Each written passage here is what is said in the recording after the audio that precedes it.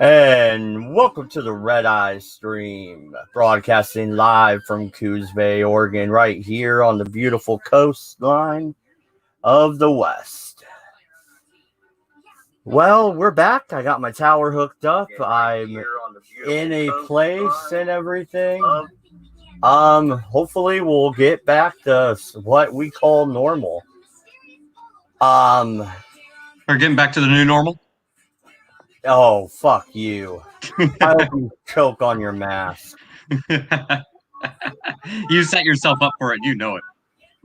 Yeah, fair enough. All right. So we're going to lead off with the very first story here. A teen who stabbed classmate to death at knife awareness course is jailed for life. An 18-year-old who stabbed his classmate to death at a knife awareness course has been jailed for life. Vladimir Nakev? Okay. Well then. Russian, maybe? Eastern European, at least. Oh, no. Then, age 17, stabbed Hakeem with a 10-inch knife at a community center in London of November last year. Hakeem was stabbed twice in the chest and died in a hospital later that day, Metropolitan Police said. The pair were enrolled at a knife crime awareness program at the Hillington Civic Center in Uxbridge for minors with previous weapons-related offenses. Okay, all right, let me get this straight. You take a whole bunch of people who have previously stabbed people, and you throw them in a room together, and you hand them knives. I don't know if they handed them knives. I mean, if they did, that is dumb. But the irony. Hey, you stabbed someone. Here's your knife crime awareness class as part of, I'm guessing, part of your rehabilitation. And they end up stabbing someone again. And did you not, unless they handed them knives, did you not check these individuals to see if they had a sharp object on them before? Well, and the part we haven't touched on yet, Doku, did you notice the names? One seemed awfully Russian, and the other seemed awfully Middle Eastern.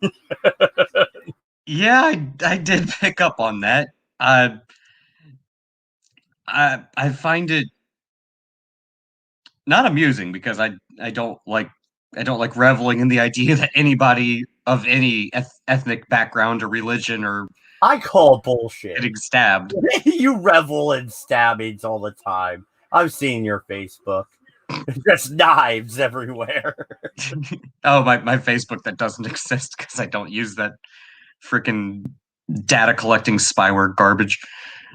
Oh, well, they're using it for you because there's I am the real Doku, and it's just stab, like on Futurama. the stabby robot.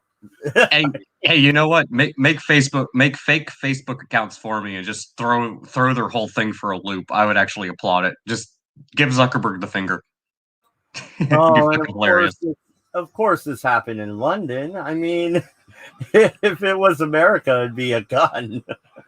Well, isn't London like in one of like the top 5 cities in the world that suffer fatalities from stabbings? That's they're stabbing not uncommon. Everybody there. I mean, the Queen stabs babies. Well, allegedly. Oh man, we're not even like 2 minutes into it. We're already being edgy. But yeah, is it?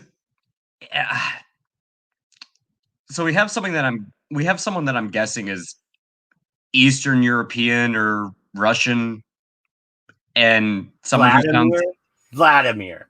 I mean, this could be Putin's fucking nephew. Definitely at least Eastern European, and then someone who sounds like they definitely came from the Middle East. I know how the Czech, the Slavs, the Ukrainians, the Polish. I know how the Eastern Europeans view the EU's migration policies, and I'm kind of viewing this as an extension of well, let's be blunt. They don't exactly like each other. I don't think putting a African or Middle Eastern migrant in the same room as a Eastern European or at this point in time even a European is a good idea. But that's just me. Well, and let's see, was there. All right. However, despite the nature of the course, Nekiv arrived at the center on November 7th with a knife concealed in his possession. See, Isleworth Crown Court heard. After stabbing Hakim, the teenager immediately fled the scene and hid the 10-inch long Rambo style knife. Oh my. Wait a minute. Okay. I know what they're. I'm on to you, British bastards. That's your assault weapon name for knives, isn't it? it's a fully automatic assault knife. It's a Rambo style knife. Are you kidding? It's either a K-bar or a Bowie knife. What do you mean by a Rambo style knife? A K-bar? I got to give the guy credit for concealing a K-bar. It's not an easy knife to conceal, but still, really, guys, this is the narrative we're going with. Yeah, and what's up, Aaron? I haven't seen you in a while, buddy. In my hometown of Telford, a guy was shot. Apparently, rumor has it, he was on the run from a Somali gang based out of London. The news broke on, I'm going to mess that word up, Shropshire Star Online and Telford Live on Facebook. Interesting. Is it common practice to put these knife wielding weirdos in the same building? I mean, that's like, hey, this is rehab for school shooters. We're going to have it at the local elementary school on Tuesday. I mean, what the fuck?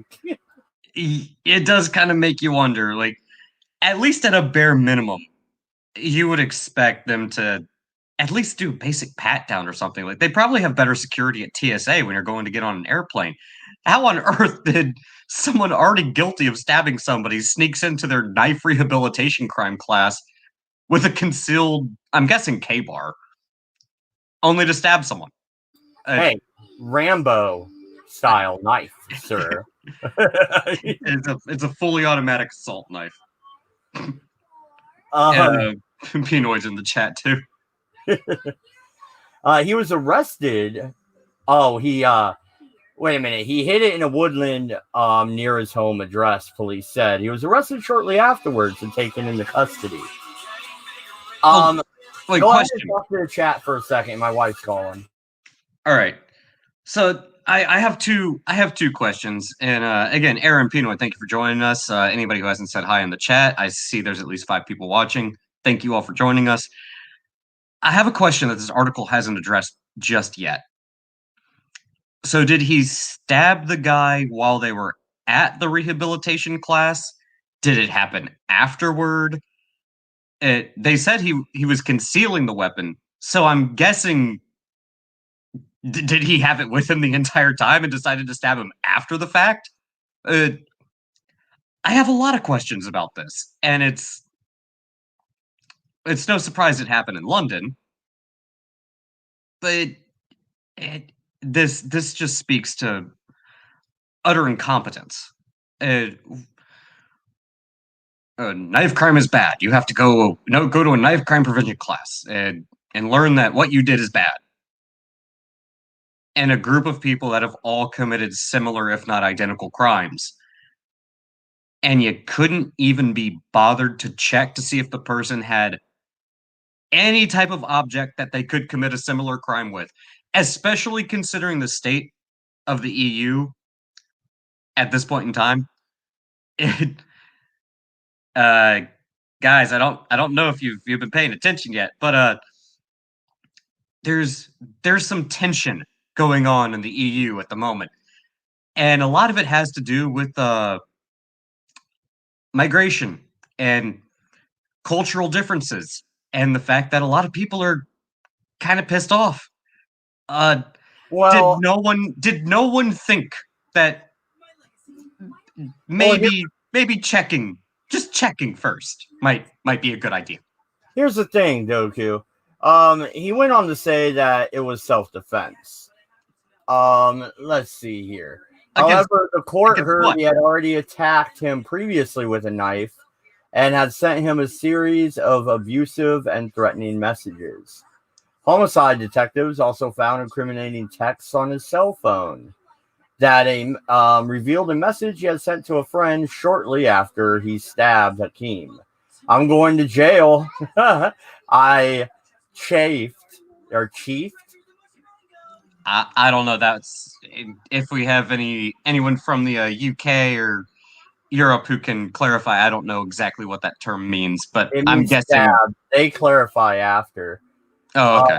I stabbed up Hawks again inside yacht. He wrote. You guys have some weird slang, man. Fucking Brits.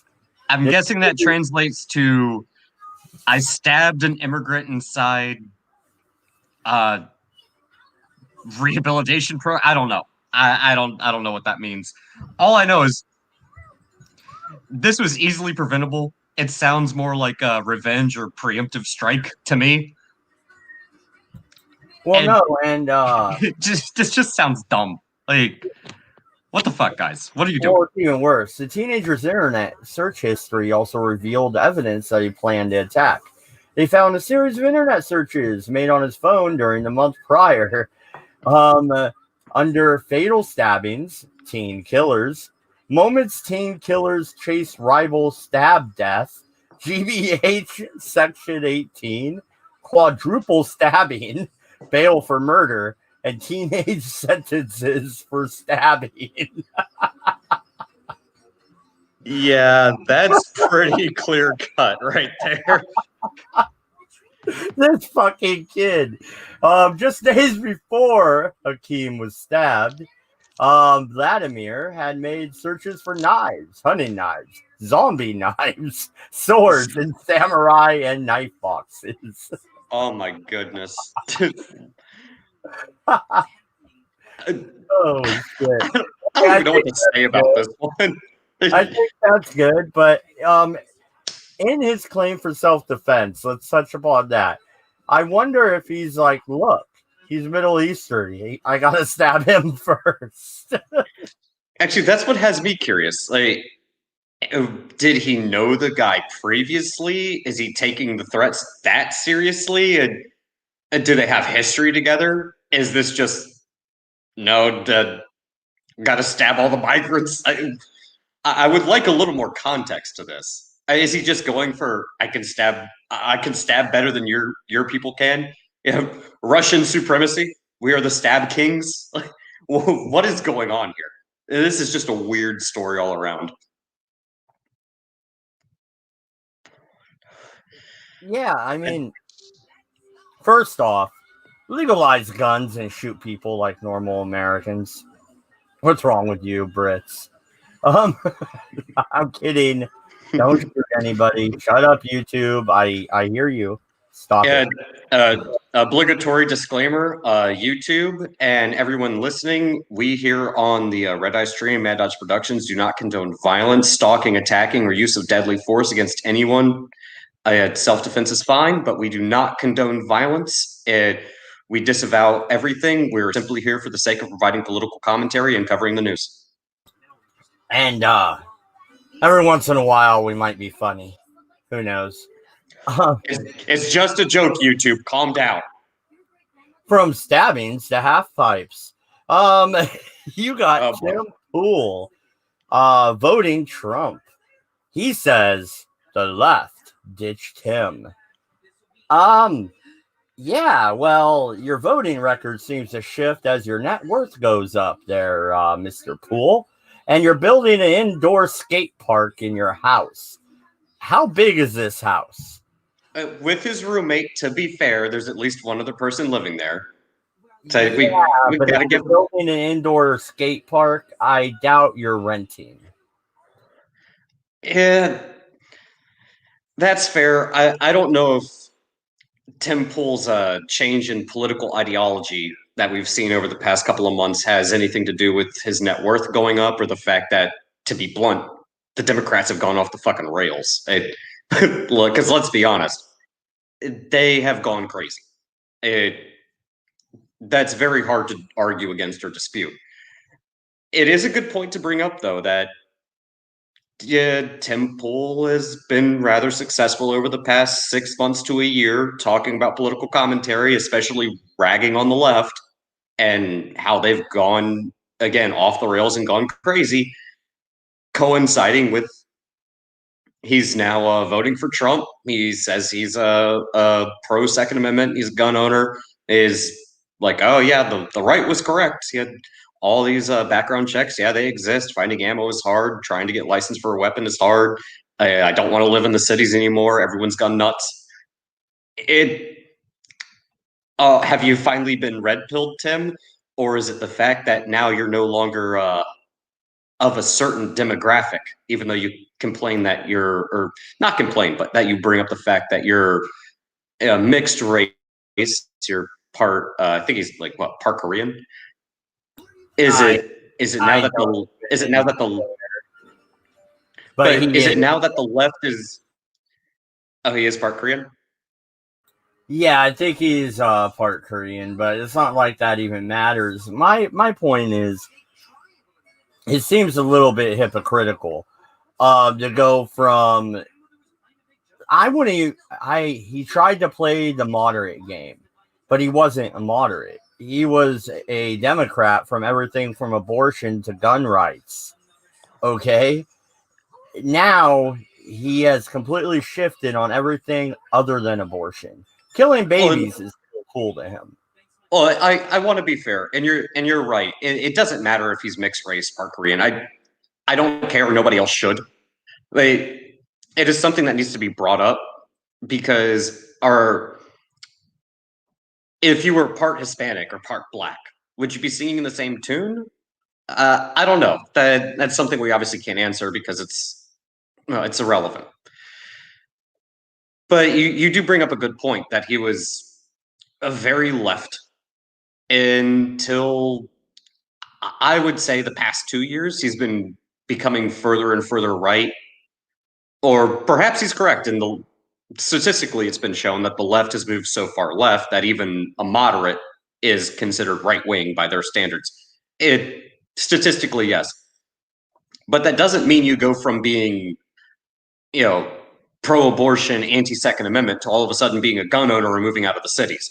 I do think Tim Pool's perspective has changed, but I am curious as to the point you brought up. Has it changed because your political ideology and perspective has changed, or is it because that now you're a target of the left, which has become more extreme? Which is it? That's something I would like answered. Yeah, because I do remember when I first started doing YouTube, I ran into Tim Pool then, and he was in favor of raising taxes. He was pro Obamacare. He was all of this stuff that he does not seem to be now, that he has reached a certain threshold. And for everybody to know, it is public knowledge. You could type in Google, took me 10 seconds, Tim Pool net worth. He brought in $19,000 last month from YouTube alone. That's not sponsorships. That's not anything. Hey, big round of applause. All right. Good job. Bravo. Oh, yeah. Yeah, I'm not going to knock the guy. Like, dude, you're making money. Congratulations. You're doing something right. Good job. Like, I'm happy that you're successful. Hey, guess what, guys? Capitalism works as long as you're willing to put in the work. And Tim Pool clearly has. The one thing I would, if I ever had the chance to sit down and talk to him, what has changed your perspective? Is it the fact that you are now making money and you're in a certain demographic that the extreme left doesn't like? Is it because you've seen what the left has become and it doesn't align with your political views? I would be very curious to see how he answers that question. Again, I'm not going to knock him because he's making money. I think that's good. I think it's something that should be applauded. And Tim Pool, if you ever listen to this for whatever reason, congratulations, dude. Keep doing what you're doing. You're being successful. What I do want to know. Well, real quick, Pinoid is correct. He did donate to Tulsi Gabbard, and Yang also but I think more so Tulsi because she was in the race longer. Oh, and I know he did speak highly of Tulsi and Yang when the Democratic debates were going on, which again, even Tulsi and Yang, they're Yang not so much, but Tulsi is definitely looked at now by the left as being, for some reason, right wing because hashtag save the children.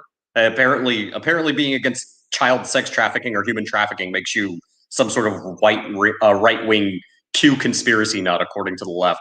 So it is very viable to think that Temple hasn't really changed much on his ideology, and he actually is correct when saying, like, no, I didn't change. The left just went so far extreme that they no longer represent my political viewpoints. That's perfectly fine. I would just like to know what changed it. Was it the fact that the left went insane and you just woke up to it now? Because go back to 4 years ago when Trump got very first got elected, and people were saying, Tim, just take the red pill and get it over with. You're not a Democrat. You can still call yourself a liberal, but you're not a Democrat. Hey, for anybody out there listening, spoiler warning, guys, Trump was a Democrat for the majority of his life until he decided to run as a Republican. It also coincides with the same time that he went from media darling to the most hated man in America. Should tell you something. But what I want to know about Temple, did the extremism of the left change your ideology, or was it because that you've made money and now the left attacks you that you've actually decided to finally swallow that red pill? Again, people can change their ideologies, they can change their mindsets. That's fine. I'm not going against that either. I just want to know what is it. And well, we're not big enough yet for him to even see us on the radar, so we won't get an answer from this. But one thing that is interesting is his roommate. He was doing the show with Tim Pool, and they had a fight about the programming of the show. And Adam is the other guy. He is way more pro-Trump than Tim is. So maybe Tim is trying to hold on to his lefty credentials with dear life.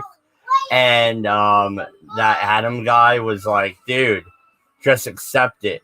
You don't want to pay high taxes and you're not a Democrat anymore.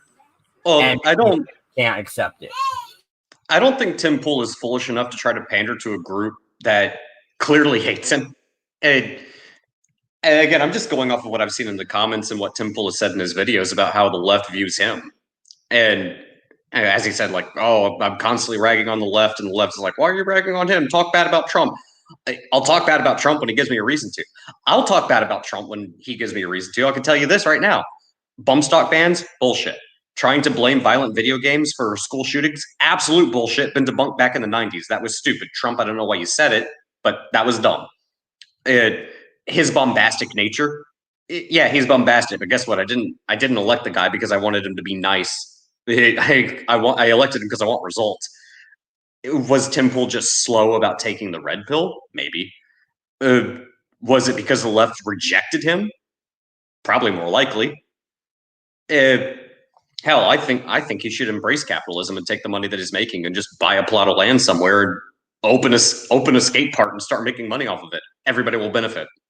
Do you think Penoid has a point here? He's just a wimp who can't defend himself. Hence the change in his mind on guns and the fact that he's Antifa, which that's like anti, but whatever. I guess you could make that point.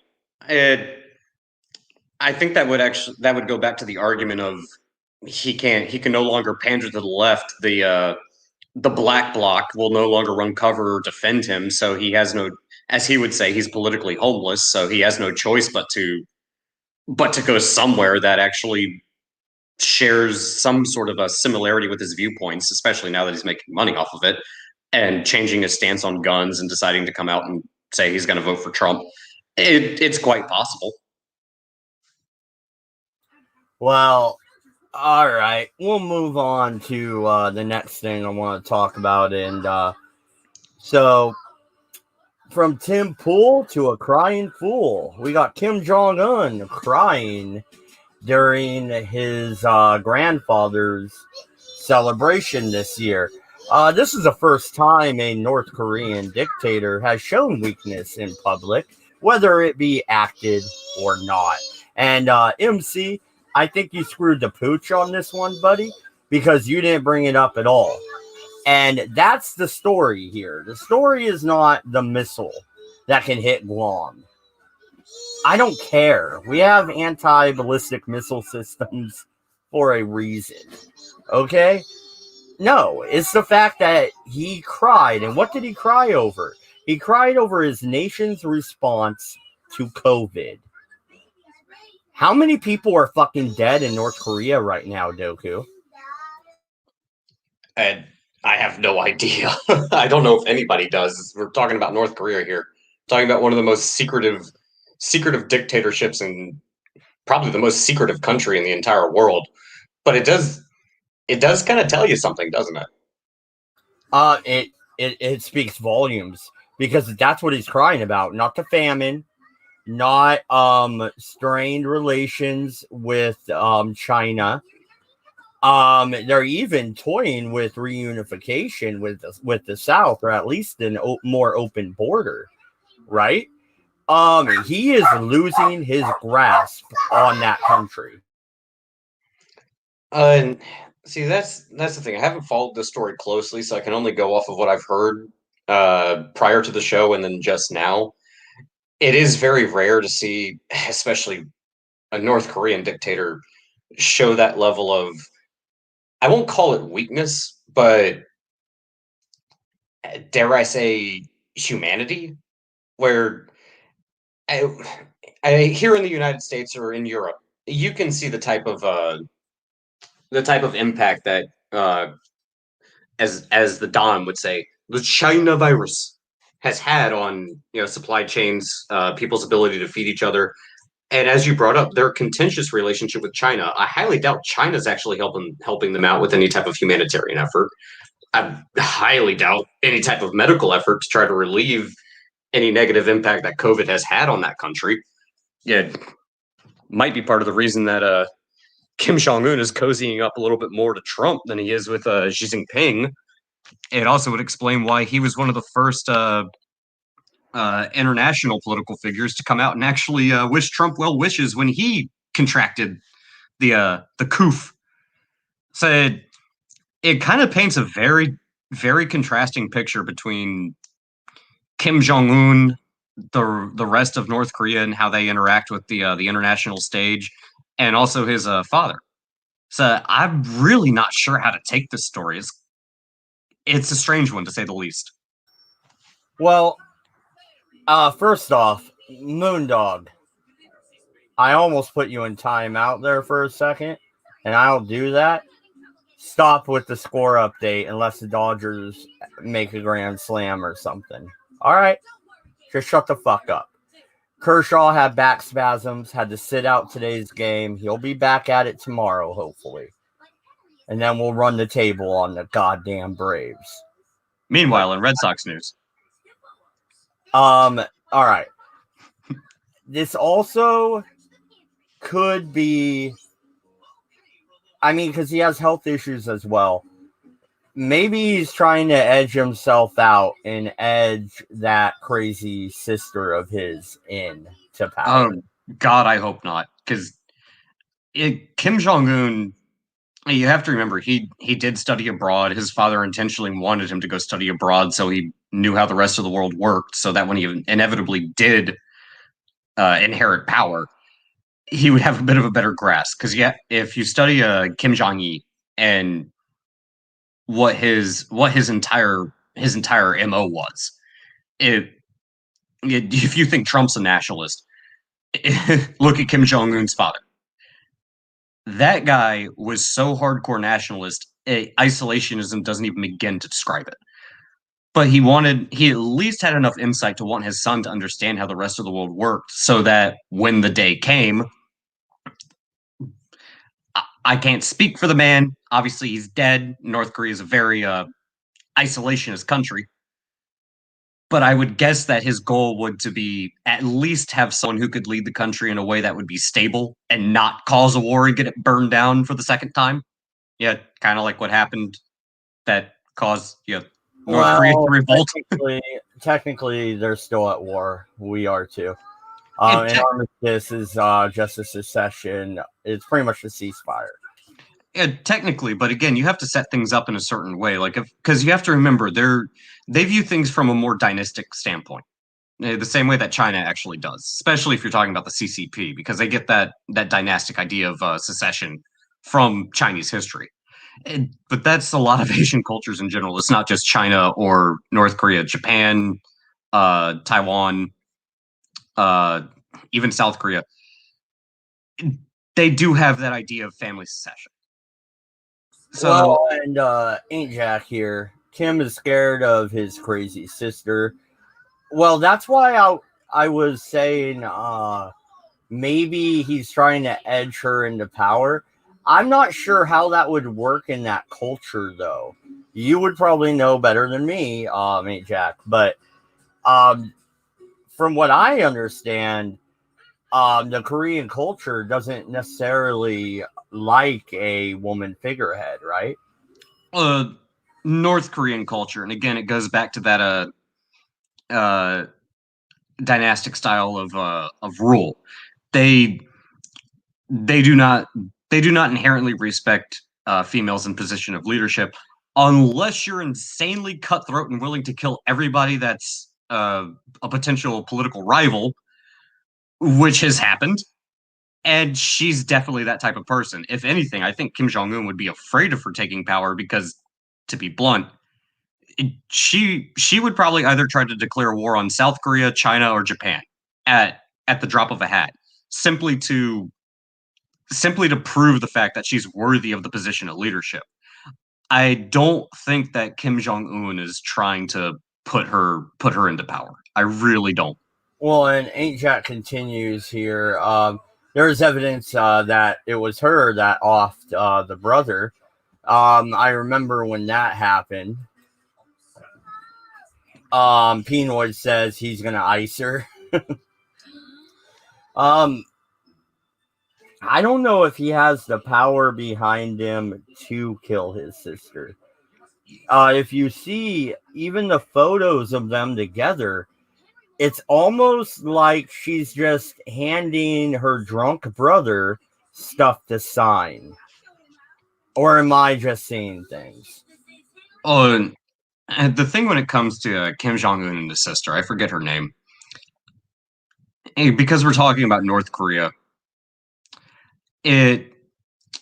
whoever's going to have the power, like if Kim Jong-un wanted to ice her, if you wanted the ability to do something like that, you have to have the backing of the Korean military, because the North Korean state is a military state.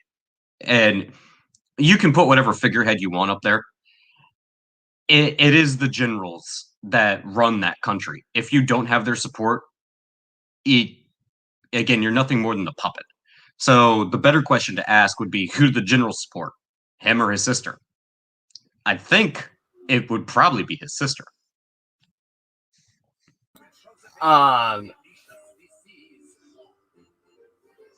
Those generals, man, they got all these medals. Oh God, you saw that picture too. Fought a war. You saw that picture too, where they have like medals on their pants. It's like, yeah, bro. Well, I mean, even if it wasn't that obtuse or outrageous, it really, these guys haven't proven themselves at all. I mean, who are they war with to prove their merit here? Oh, let's be honest. We don't even know what those medals stand for. It could be something as simple as like, you won the chili cook-off this year, or it could be something as nefarious as you're the one that convinced China that South Korea was the enemy and not North Korea. Like, you don't know what's going on in North Korea. None of us do.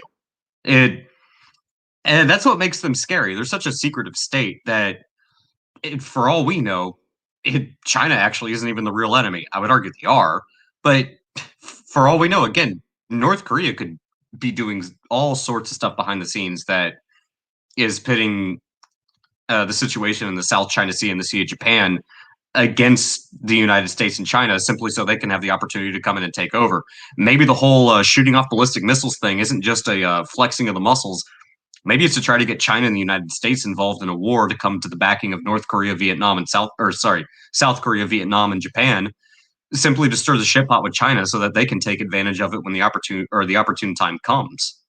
That could easily be the case. We simply don't know. Yeah, and let's zoom out just slightly. China ran drills yesterday or the day before. Pretty much invasion drills, destroying hard targets. Obviously mocked up targets, but still flexing their military muscle. On the same hand, they are turning around with well, it's not diplomacy, really. It's quite the opposite. Pretty much telling Taiwan, bow or we'll make you bow. Yeah, well, that's nothing new for China, though. They've been pulling stunts like this since the mid to late '80s. Now, are they ramping things up? I guess you could make the argument they are. Or they could just be taking advantage of the fact that the rest of the world's been weakened due to the ever so infamous coup going on. Which, to be blunt, if I was in China's position, I'd be taking advantage of it. Let's be honest. That's the way the game works. Have you heard the adage, war is the health of the state? Yeah, I have. So where do you want to? Yeah, so where do you want to go? China had a dam. Did that dam ever bust? I never heard. I don't think it did, actually. I could be wrong, so don't quote me on that. But I remember hearing about it. It was that dam that was supposed to flood Beijing. I don't think it did. Okay, well, they have that going for them. But Taiwan is thumbing their nose. So is Hong Kong. The United States is putting pressure on them. They have a outbreak, probably of their own making, from their own labs that devastated their country so bad they nailed people into their own homes. Okay? That's a little outrageous. That's even by Governor Whitmer standards. That's crazy. But I think they need a good war. And I have a meltdown going on. I'll be right back. All right. So to touch on Dodge's point, there are two things that can happen when a country starts degrading economically, regardless if it's from poor management by the people that are in a position of power, or if it's due to outside circumstances, like in the instance of the CV, the coup, things that are completely outside of your control. Although I know plenty of people will argue with me if that was outside of their control or not. But all of that said, yes, war historically is a short-term economic boost. The problem comes in where after a war, and this is traditionally a European and American problem, where there is a large amount of debt. And I know, Pinoid, if you're still in the chat, I know you are very well aware of the history of how central banks and international banking institutions play into funding countries that are at war with each other and then profiting after the fact and putting governments in a position of power, or not a position of power, but a position of desperation, to where they have to figure out a way to fund themselves. China doesn't necessarily have that particular problem, though, because of the way they're structured. And in a nefarious roundabout way, they're probably the only country, modern country at least, that could actually go to war with anybody else, and assuming they win, doesn't come out with a massive amount of debt. And I say that for two very specific reasons. One, they don't suffer from the same problem that the United States and the European Union suffer from, and that's the dollar and the euro are the most widely traded currencies in the entire world, and arguably the most influential. Number two, China, somewhat like North Korea, but not to the same extreme, is a rather closely guarded country. They're never going to tell you what their intentions are, how they actually plan to do things, and they are more than willing to manipulate their own currencies. And unfortunately, they happen to be the most influential economic power in the region, even more so than Japan. I know a lot of people disagree with me on that one too, but it is the truth. So if China was to go to war, yeah, they actually could profit from it. Now, is it a good idea? No, not at all. Because despite what people say about China, yeah, they have technology we should be worried about. They have a formidable military, but not enough to actually win a war against the rest of the world. And that's exactly what would happen. If China were to go to war with, say, let's say they did something stupid and for some reason Japan decided to declare war against China. Well, who's going to come to China's aid? Iran, perhaps Pakistan, simply because Pakistan and India have a contentious relationship. So by proxy, perhaps Pakistan. Probably not Russia. Ironically enough, people don't seem to realize this. China and Russia do not like each other, at least not on a geopolitical level. Economically, they're rivals. So, despite the fact that they might have formidable military technology and a very large population, a lot of bodies to throw at us, and China's not going to win a war against the rest of the world. What they can do, however, is they can manipulate the rest of the world economically. Or if you believe what is called the quote conspiracy theory, they don't have to fight a direct war. They could fight it again either economically, or if you believe that the Koof came from a lab somewhere and was intentionally released for the sake of collapsing the global economy to give them an advantage. If that is the case, well, they've already proven they could do that. So I know it doesn't get talked about a lot, but it was the one there was the one aircraft carrier where the entire thing was essentially docked because they had an outbreak of COVID on the boat. You can't operate an effective navy if you have an infectious disease that's going around, and you're stuck in a giant tin can floating somewhere in the middle of the ocean. And you can essentially destroy a country's naval fighting force simply by doing that. The only thing you need is to have, well, at this point, the WHO on your side. So if you can fearmonger well enough, there you go. If you think about it, it actually would be a very effective tactic. Well, no, and I'm showing the drills they ran the other day right here. It was amphibious assault drills. And also, real quick, just to adjust the chat, I'm going to adjust the chat real quick. Here I saw Penoid Moon. Dade, what's up? Chef, nice to see you as well. And only allies China has is Pakistan and a large part of Africa. I don't even know if those areas in Africa would be their allies, because that's mostly just them buying up land. So they're not really going to get any type of military support from Africa. Pakistan would definitely come to their aid, as well as Iran. Are you watching this? Did you see that shit? No, yeah, rewind it. I was Yeah. Okay, right before that. Look at this. Boom.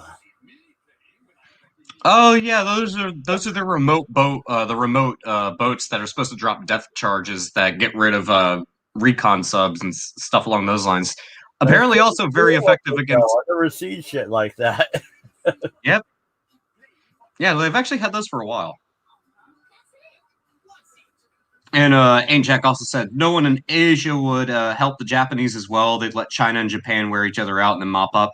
I don't know. I think South Korea would probably come to Japan's defense under the pretense that the United States would get involved, which, well, This is a drill to invade Taiwan. That's exactly what this is. This is prep for Taiwan.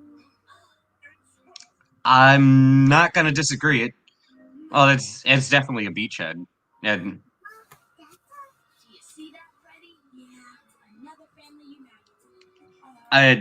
it's not like they would need to conduct a drill like that for Hong Kong. So my guess would be Taiwan or potentially Japan or Okinawa. Because let's be honest, let's go. Well, let's go. Wait, real quick. Did you see how fast their amphibious assault, their landing craft go? Because ours, I watched our drills. Our craft don't go that quick, and I didn't see us using that scatter depth charge thing either. Dodge, let's be honest. Do you think we're really going to show just like China? So don't take this as they're showing their entire hand. For them, it's a show of force. Do you think either country is going to show their ace in the hole? Because I guarantee you that's that tech that either we either use in our drills or demonstrations, as well as China, that stuff's probably 1, 2, maybe even 3 decades old. It's probably nothing new. Wait, has the China-India conflict gone hot and I didn't notice? I mean, that laptop blew up on me and I'm finally back on my tower. I'll be giving you guys an update during the show, just not right now. But Pinoid said China is resource poor and at war with India, so I don't know, man. I know they were prepping for war up in the mountain regions along that border, but I don't think that war went hot. I haven't seen anything about it. I know they've been having, at best, mild skirmishes, but I don't think it's gone. I don't think it's gone. I guess you could say it's hot, but I don't think it's gone to the extent of being a full-blown war yet. Again, that's why I say Pakistan would support China, because they would at least want a portion of India's spoils.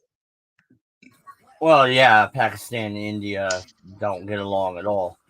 Pakistan pretty much bought their nuclear program after India bought theirs. I don't think either of them created their own, did they? No, they didn't. You're correct. It was essentially a hand-me-down nuclear program under the pretense of nuclear energy. But I feel like if it had gone hot, or if it was close to going hot, we would hear about it, because you're talking about an armed conflict between 2 or 3 nuclear armed nations. I have a feeling we would have heard about it. Pinoid, I'm going to throw the link out there. If you want to jump in, feel free. Sounds like you're hearing news that we haven't. He says that there's casualties. I've been dealing with personal shit, so I haven't been keeping as close an eye on the news as normal. Well, again, I know there have been skirmishes that have resulted in casualties, but I don't think an official war is declared. At least, unless this happened today or yesterday, and I didn't hear about it. But the skirmishes that have been going on in that particular region, I forget the name of it. They've been having skirmishes that have resulted in casualties for, I think, well over a year now. Probably, it might even be 2. I don't know. I'd have to go back and do my research. But that's been going on for a minute. And Pinoid, what's up, bro? What up, man? Yeah, I actually did a video about this last week. They're up in the border regions. India's rushing resupplies up to the troops to hunker down for the winter. And there's been a bunch of border skirmishes that have actually had casualties and things of this nature. So, you know what I mean? It's a hot war, and I mean, but it's a border conflict at the moment. So, Okay, but is 'cause it? I covered the supply drop off and the fact that they were moving lots of troops into the area right when that story dropped, but I didn't know there was actual um, skirmishing going on actively yet. So I must have missed that part. Oh no, the skirmishes It's have been been going on for like for a little bit. while. Yeah, the skirmishes have been going on Yeah. for at least a year, but I guess we would call it a proxy war, but I don't think they've declared official war on each other yet. Again, keyword yet. But And you have to like in Doko. Here's something that you have to remember, right? Um, the fucking China doesn't have any oil or resources of its own, and India is gonna be the individuals who say whether or not they get fucking oil if they decide to go after a place like Taiwan. You know what I mean? While they're having a border skirmish with them, they'll just cut them the fuck off. oh, and that's the thing. You also have to remember that Iran is still aligned with China more than they are Russia, the United States, or the EU. Say, now, how are they going to get them oil? That's a good question. And that's why I think Pakistan, despite the fact that it would be advantageous for Pakistan to align themselves against India with China, they could get oil through Pakistan by supply of Iran. They could do that, but again, with the skirmishes going on, it actually would explain why they're having such a border skirmish. Yeah, I mean, you also have to remember that, like, legit, you know, fucking India's right outside of the Middle East. So if you want to get that oil there, the only way they're doing it is, you know what I mean, going across Indian waters. You know what I mean? Like, you're not. What are you gonna do? You're gonna run it through the fucking mountains in fucking Pakistan? I wouldn't put it past them, to be honest. They've done crazier shit. No, because that shit is the same mountain range that the Himalaya it's the Himalayan range, right? So Yeah. they have people that pack everything up through there. You're gonna strap barrels of oil on these motherfuckers? Yeah, that's kind of the point. There's no way to get across it. Like, it's a border that has never been fucking like forged, ever. Doesn't matter what you do. The only way, like, to go across it is to go around it, go up to the fucking steps, up by fucking Ukraine, and go through the Caucasus. Like, you can't run through the fucking Himalayas. Like, there's nobody who supplies anything through there. That's the thing. You have to think about it from a historical context, though. That would also mean that's the least likely area that your enemies would look at to think if you're going to create a supply route. Yes, because it's fucking impossible. Don't say it's impossible, dude. People have said the same thing, and they've had to eat crow. I guarantee you, if you motivate someone enough, they will find a way to do it. If they think they can, if they have an ability to do so, they will find a way. During a hot mine through a mountain. Come on, man. Be fucking serious about it. Oh, I'm not going to say it would be enough to. I'm not going to say it would be enough to supply a sustained war effort, but given enough time, I mean, let's look at it this way, dude. Look at how much natural resources China's been hoarding this entire time. They probably already have enough resources in reserve just to sustain at least a short offensive front. Yeah, that's all they have I'm to thinking. The United States, They we have don't. this strategic oil reserve. I'm sure China has their own. No, they don't. Like, yo, legit, they have, like, all the resources they have been fucking dumping and using in dumb fucking projects. Like those fucking cities that fucking nobody lives in, and those fucking roads to nowhere, and the fucking bullshit in fucking Africa. And by the way, the African governments are fucking highly upset at China right now. Right? They are pissed the fuck off at China because Chinese dudes are banging African bitches, and they don't want their fucking offspring to have fucking squinty eyes. Well, yeah, that kind of goes in line with their culture, but that's not the point I'm getting at. Because if you go back all the way to the 80s, China has been hoarding resources for a long time, and yeah, they squander a lot of it, but we don't have a solid way of knowing just how much they have in reserve. And we really don't. And I know the cities you're talking about; those are in northern China, just when you're getting up close to the Mongolian border, in the Gobi Desert. And but the thing is, yeah, that's a lot of resources that you don't really need to fight a war. What you need to fight a war is two very simple things: you need oil, you need bullets. We have no idea how much of either of those the Chinese government actually has. And to be honest, again, if I was you in do, China's you position, do, because they've been paying a premium for fucking oil for years, right? Up until recently, when the United States, started fracking real heavily, and that premium went down because the U.S. isn't drawing off of fucking Middle Eastern oil. Right, it went from like, what was it, fucking, $10, $15, $20 a barrel down to like 50 cents here recently. But like, yeah, like they don't have a lot in fucking reserve because like it's been a fucking premium for them to get it. Well, I have to go check on the kids anyway, but I'm going to throw this up here. You guys talk about this, and I'll be back in a minute or two. All right, I'm just going to touch on what Ainchak said real quick. If the channel tunnel can be built, why not tunnel through the Himalayas? A different rock structure. It's a completely different geographic makeup. It would be very difficult to do it, but to say it's impossible is not out of the question. But someone somewhere would think about it. Someone somewhere would pick up on it. Well, no, here's the problem, right? You're talking about the channel tunnel. The channel's what, like fucking 6 miles, something like that? What is it? How far across is the English Channel? Do you know what those do? I don't know off the top of my head, but I think it's like somewhere between 6 and 12 miles, something like that. Okay. The Himalayan mountain ranges, right? The Himalayan mountain range, at any point where you're going to be able to run a pipeline through it, you're talking like fucking 60, 100 miles of tunnels. What the point I want to bring across is that you don't necessarily need to do a straight one shot from point A to point B.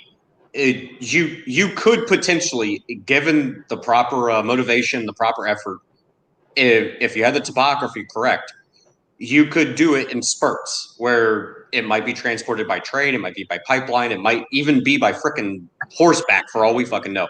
But it could be done. And it would actually probably be better that you mix it up that way. No, all of these things you mentioned requires a shit called gravity to be going the right direction. Dude, they did. You could still do it when the time that the Silk Road was going on. Now, again, this brings me back to my point. Would it be enough to supply a sustained war effort? No. But you could still set up a supply line through the Himalayas. It wouldn't necessarily be the most efficient thing in the world.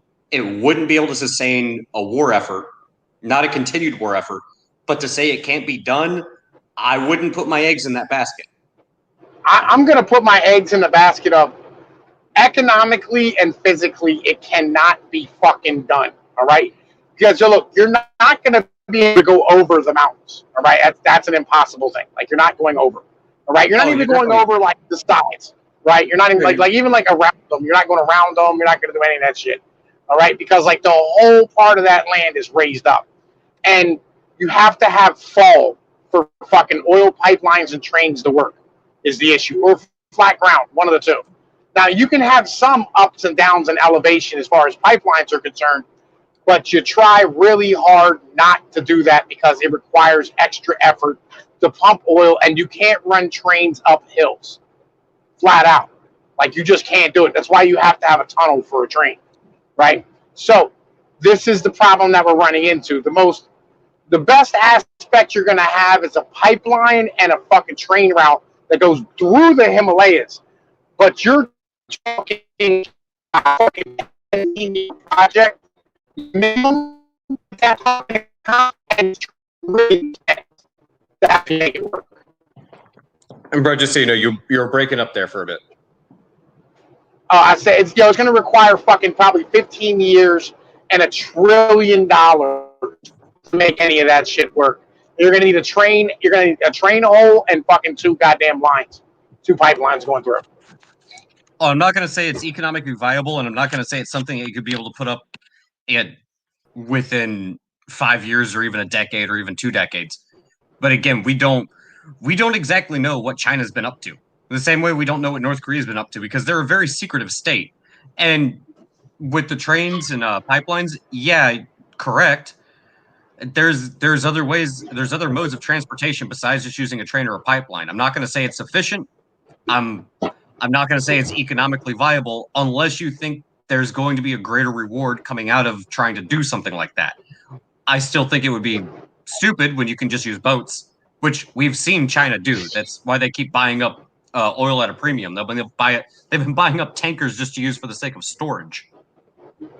Okay, well let's talk about boats, right? Like it costs 1/12 the cost to float something as it does to do overland transport of any form, right? Well, And yeah, that makes sense. And the reason why I say pipelines are fucking true, you're talking mass amounts and quantities. Now, the problem China has is that they don't have a blue water navy, right? They don't have a fucking navy that can go any further than 1,000 fucking miles from port. So they can't get around India. They can't even get to India. You know what I mean? So therefore, they can't defend their pipe transports, their oil and their exports and shit imports. So they're assed out. And the only other way for them to do it is to go to all the way down around the South America and down around North Africa and go like through the fucking Pacific and come the whole way back. And even then, you have to go with Japan to deal with Japan, which has a better navy than fucking China does. I get that's where Iran comes as well. Iran is actually kind of the linchpin in this entire situation. And real quick, Ajax corrected us. The Channel Tunnel is 50.45 kilometers. yeah, no, and he brought up another good point. There are paths through the Himalayas.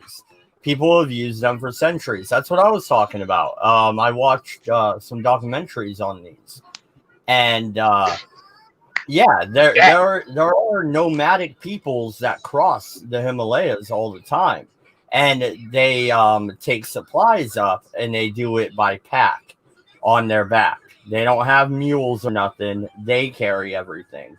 So that's why I made that joke. What are you gonna do? Strap a barrel of oil to this motherfucker? Because those are the guys going through. The roads are so crap that people do drive them every now and then, but they don't go all the way through. And then you have to take the footpath the rest of the way. Keep in mind there were it wasn't common, but there have been trains that do go uphill where they use notch tracks. Again, it's not the most energy efficient thing to do in the world, and it might not be beneficial. But I don't know what the current technology that China has. You could potentially do it. That's why I say don't discount it as something that's impossible. People have said that before in the past, and I mean, like found a again, way. yeah, like yo, we're talking. The problem is weight, right? The problem is weight, legit. That's the issue. Is the problem is weight. Like yo, it's the sheer volume you're gonna have to move by train, right? In order to make fucking train transport even economically fucking possible at all, right? And see And those not train lines are passenger lines usually. Oh, and that's the issue, is really finding a way that's both energy efficient and also economically viable, which is why I say don't discount it. But from what we know, it can't be done. But that's not to say at sometime in the future it couldn't be. For all we know, they already have the technology. You're gonna have to drill You're gonna have to drill a tunnel. It's simple. You're gonna have to drill a fucking tunnel. Again, it goes back to I'm sure there's other ways to go. I'm sure there's other ways to go about it. But right now we would view it as something that is just completely a completely invalid option. That's not to say they won't try it. That's not to say it can't be done. And again, for all we know, they've actually already done or found a way to do it. So, and that would be the best. That would be the best way to go about something, is because the one area that you're expecting your enemy to look at and go, "There's no fucking way they could do it." That's the first area I would start looking at, because I'm not going to be targeted. They're going to be looking at the boats. Yo, Matt Dodge, can you do me a favor? What? Matt Dodge, can you look up how wide the Himalayan mountain range is for me? All right. Yeah, just for sake of argument of how long this distance is, because I think that's fucking important. Oh yeah, and we'd also have to look at not the length but the width. Like, yeah, how wide it is, like in between. Like, if you were to run like a tunnel from China to Iran, you know what I mean? Like, how fucking far, China to Pakistan, how fucking far would you have to go to make a tunnel, like, to make that shit viable to move, like, fucking cargo and shit in the train? Actually, because I'm betting it's some ridiculous number, like 200 miles, like at minimum, because 50 kilometers is like 20 miles. 250 miles. The width of the Himalayas from south to north varies between 125 to 250. 200 and 400 kilometers. Total area amounts to 230,000 square miles. Through India, Nepal, and Bhutan. Oh, wide, like fuck north to south. I'm thinking east to west. East to west.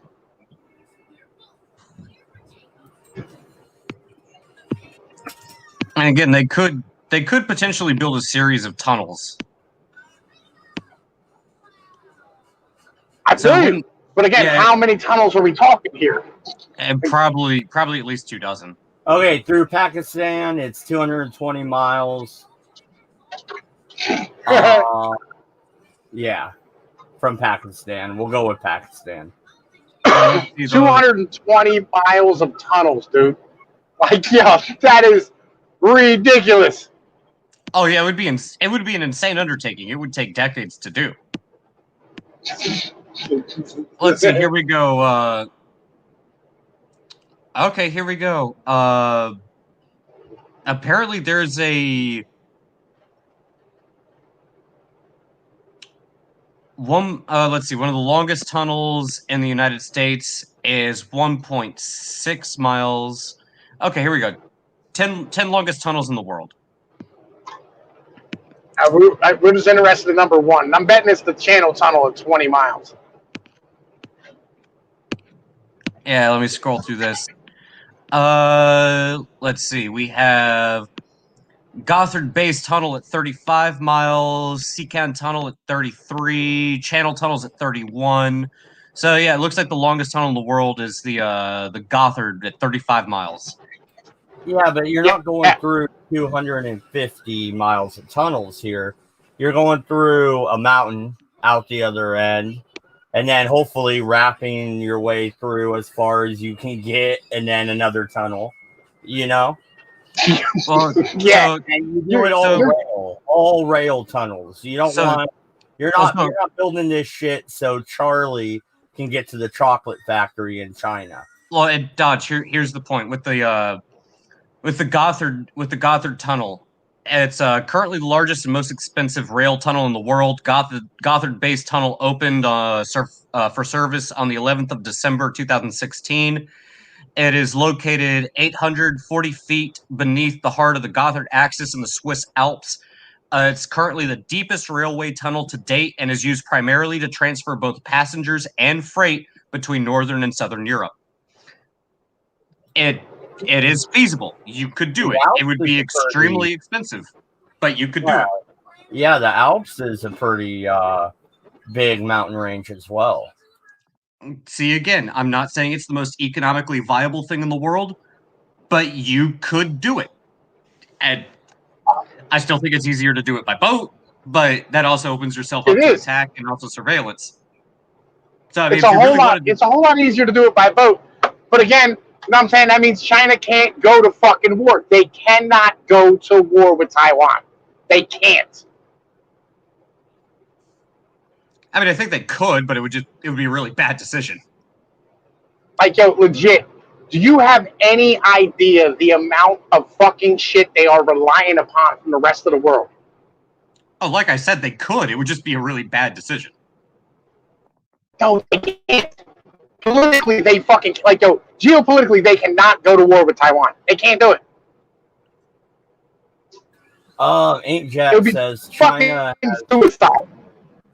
Ain't Jack says China has slaves, so it would reduce the cost. I know China practices all labor, but I didn't think they had slaves. It Yeah. wouldn't surprise me if they did. Was that Pinoid? Yeah, you're breaking up a little bit, Pinoid. The Uyghurs. They got the Uyghurs.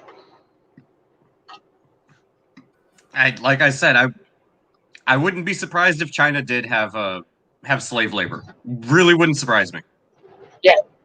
They've been using the Uyghurs for fucking slave labor because they've been trying to stand up to the Chinese fucking CCP and shit. I don't see that's the funny part. I love it when all these people are like, the CCP is so great. Yeah, you want to talk about the United States throwing people in cages? Yeah. Yeah. Yeah, look at China. Well, since we were talking about China, let's go ahead and through the World Health Organization connect this to COVID. Whitmer, she plans on going ahead with her tyrannical practices. Somebody had a kidnapping plot, and they were anarchists. What the fuck's going on in Michigan, guys? All right, I'll go ahead and break this one down. Go ahead. Yeah, you're correct. There was a kidnapping plot for Governor Whitmer. They wanted to take her to, I believe it was, we don't know the location, but it was an undisclosed location in Wisconsin where they were going to give her a quote public trial. You know, like Bane from The Dark Knight Rises. But yeah, the media jumped on this as it being a far right extremist, which is foundedly untrue. Even if some of them were right leaning, they were all anarchists. They were all anti-government.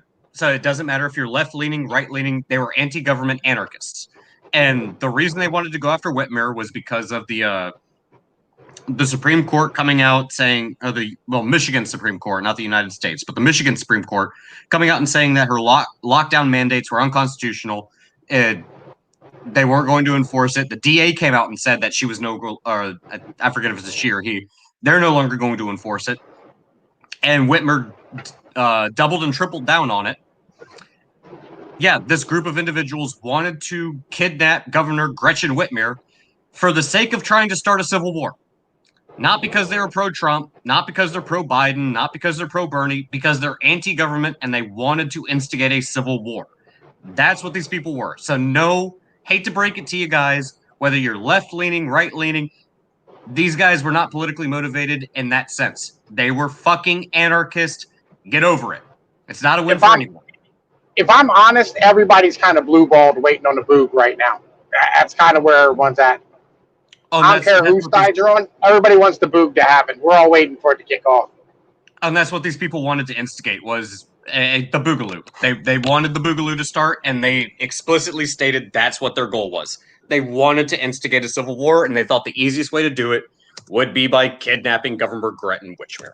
So, again, not Antifa, not pro-Trump, not pro-Biden, not pro-Bernie, not pro-Yang. They were just anarchists. That's it. That's what we know about the situation. Now, in regards to her COVID lockdowns, Michigan Supreme Court came out and said, nope, she didn't have the authority to do it. They ruled against it. She said she was going to do it anyways. DA came out and said, nope, not going to enforce it. Still moving forward with it. The DA is now at the point where Whitmer, why the hell don't you just give up? You already have the DA and your state Supreme Court saying your mandates are unconstitutional.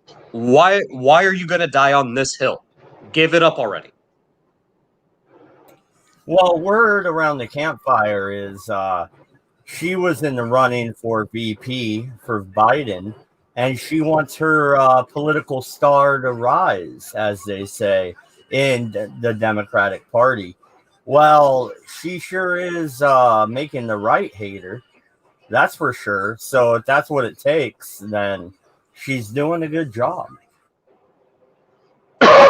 Man, I have to say, like, Machiavelli's a fucking prophet. Can I just say that? 500 fucking years ago, that motherfucker said, Goddamn republics break down the fucking oligarchies. Motherfucking kingdoms and princedoms break down the feudalism, and motherfucking democracies break down the anarchies. Look where the fuck we are. We went from republic to an oligarchy to a democracy to a motherfucking, now we're here, and you know what I mean, about to be an anarchy. This is fucking beautiful. You know what I'm saying?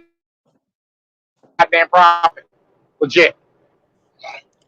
It is kind of the natural progression of things when you look at how power escalates and then degrades. And you're right.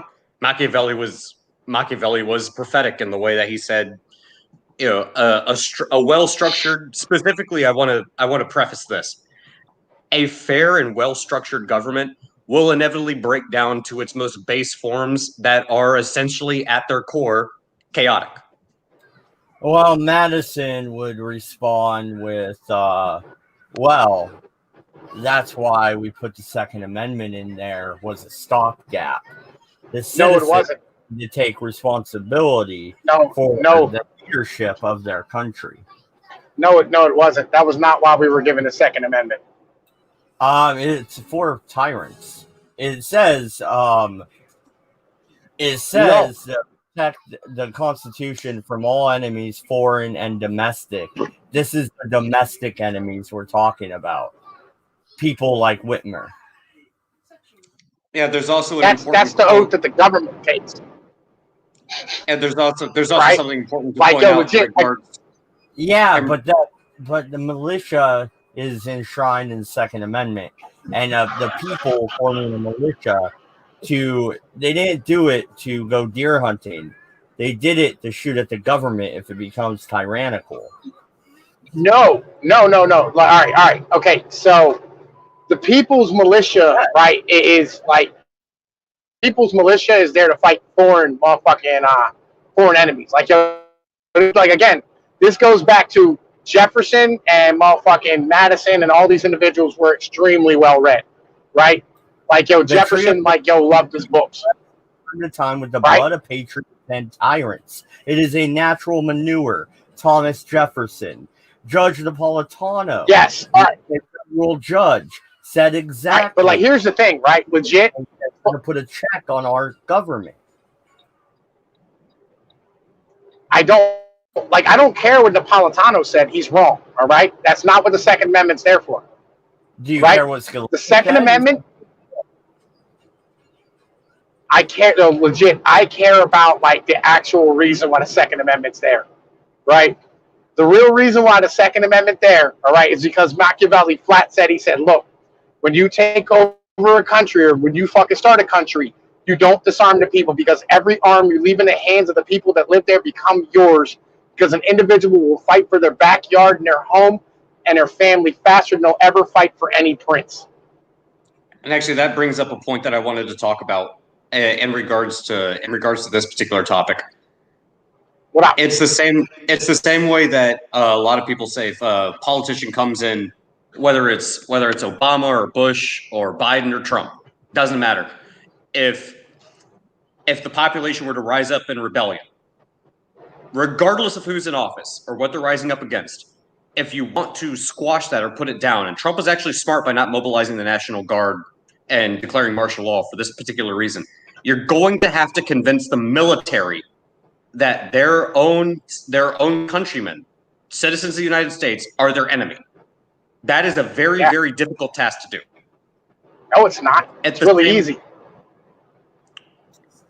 Yeah, I don't know. I think, at least in the United States, I think it's a lot more difficult than you might perceive. I don't think it is, man. Legit.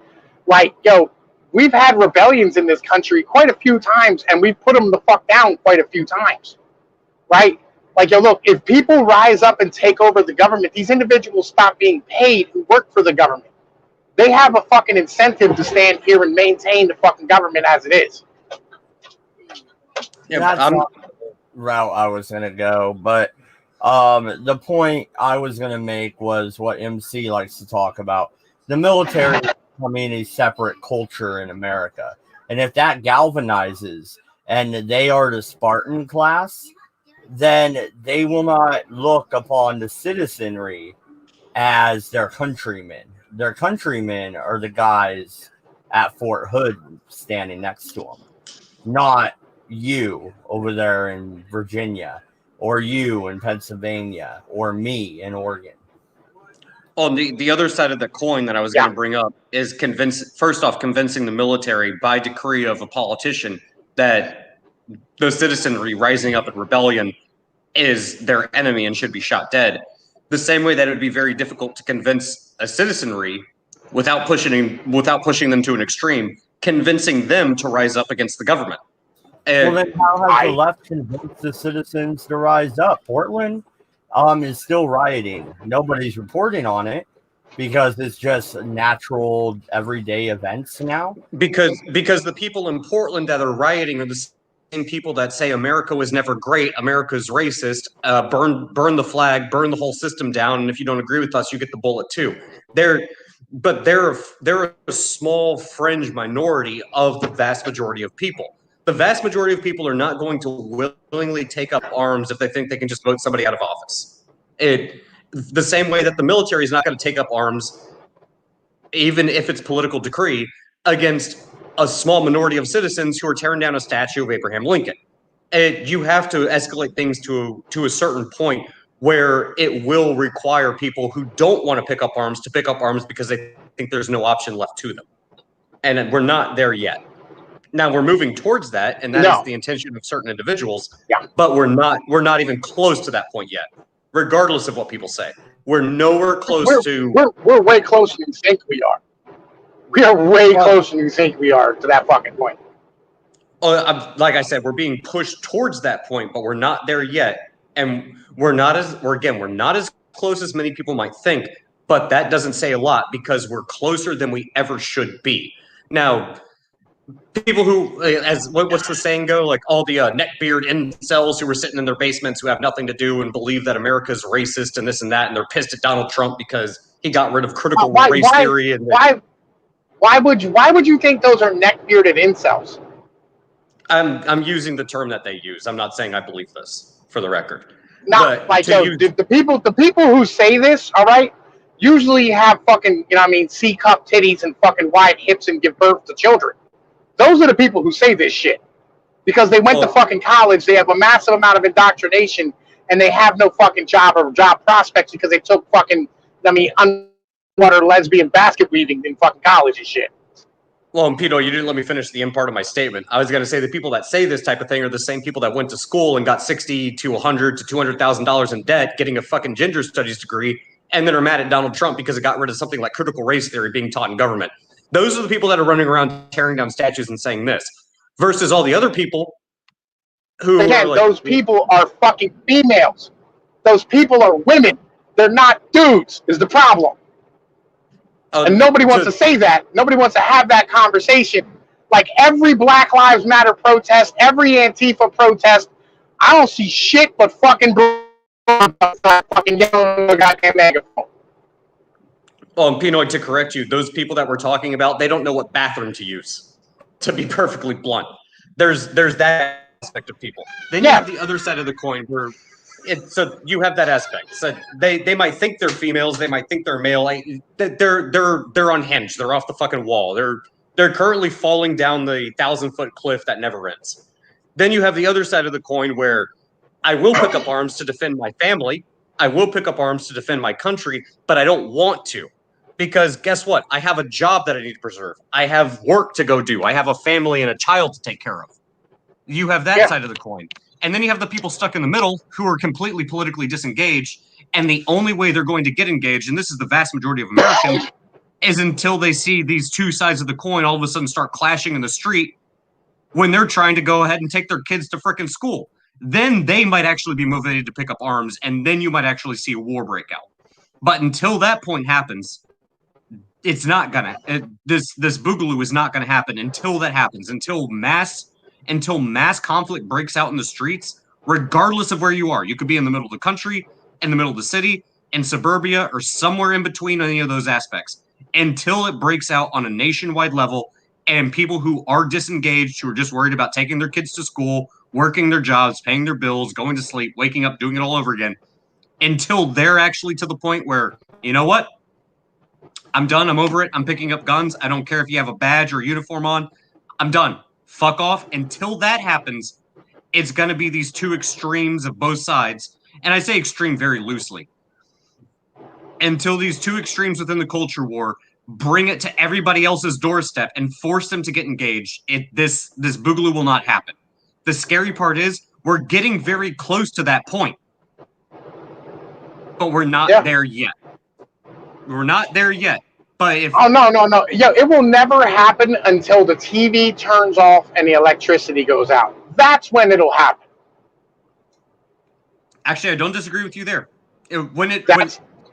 That's when all this shit will pop the fuck off. Is once there's no longer shit for people to, escape to, and once there's no longer like any other option but for your ass to get out here and get the fuck involved and find out what's going on, then it'll pop off. You mean until you can't bury your head in the sand and it actually comes and hits people home and they can no longer ignore it? Yeah, I agree with you. And Mad Dodge, you got a £5 super chat. I'm the one that put it on the screen. Thank you, Aaron, for the super chat. 5 British pounds. Civil war isn't going to happen. I have faith in humanity. Besides, how many folk who call for it actually know how to fight? Very good point, sir. This is America, so one side will really know how to fight, and the other, not so much. Will not. To touch on that point, the only thing I can really say is I've seen what the NFAC, or for those of you that don't know, the Not Fucking Around Coalition, and they've rallied at least 3 times that I know of. Well, no, they've rallied more than that, but they've rallied at least 3 times that I know of where somebody has accidentally discharged their firearm and ended up shooting themselves or one of their fellow coalition members. Yeah.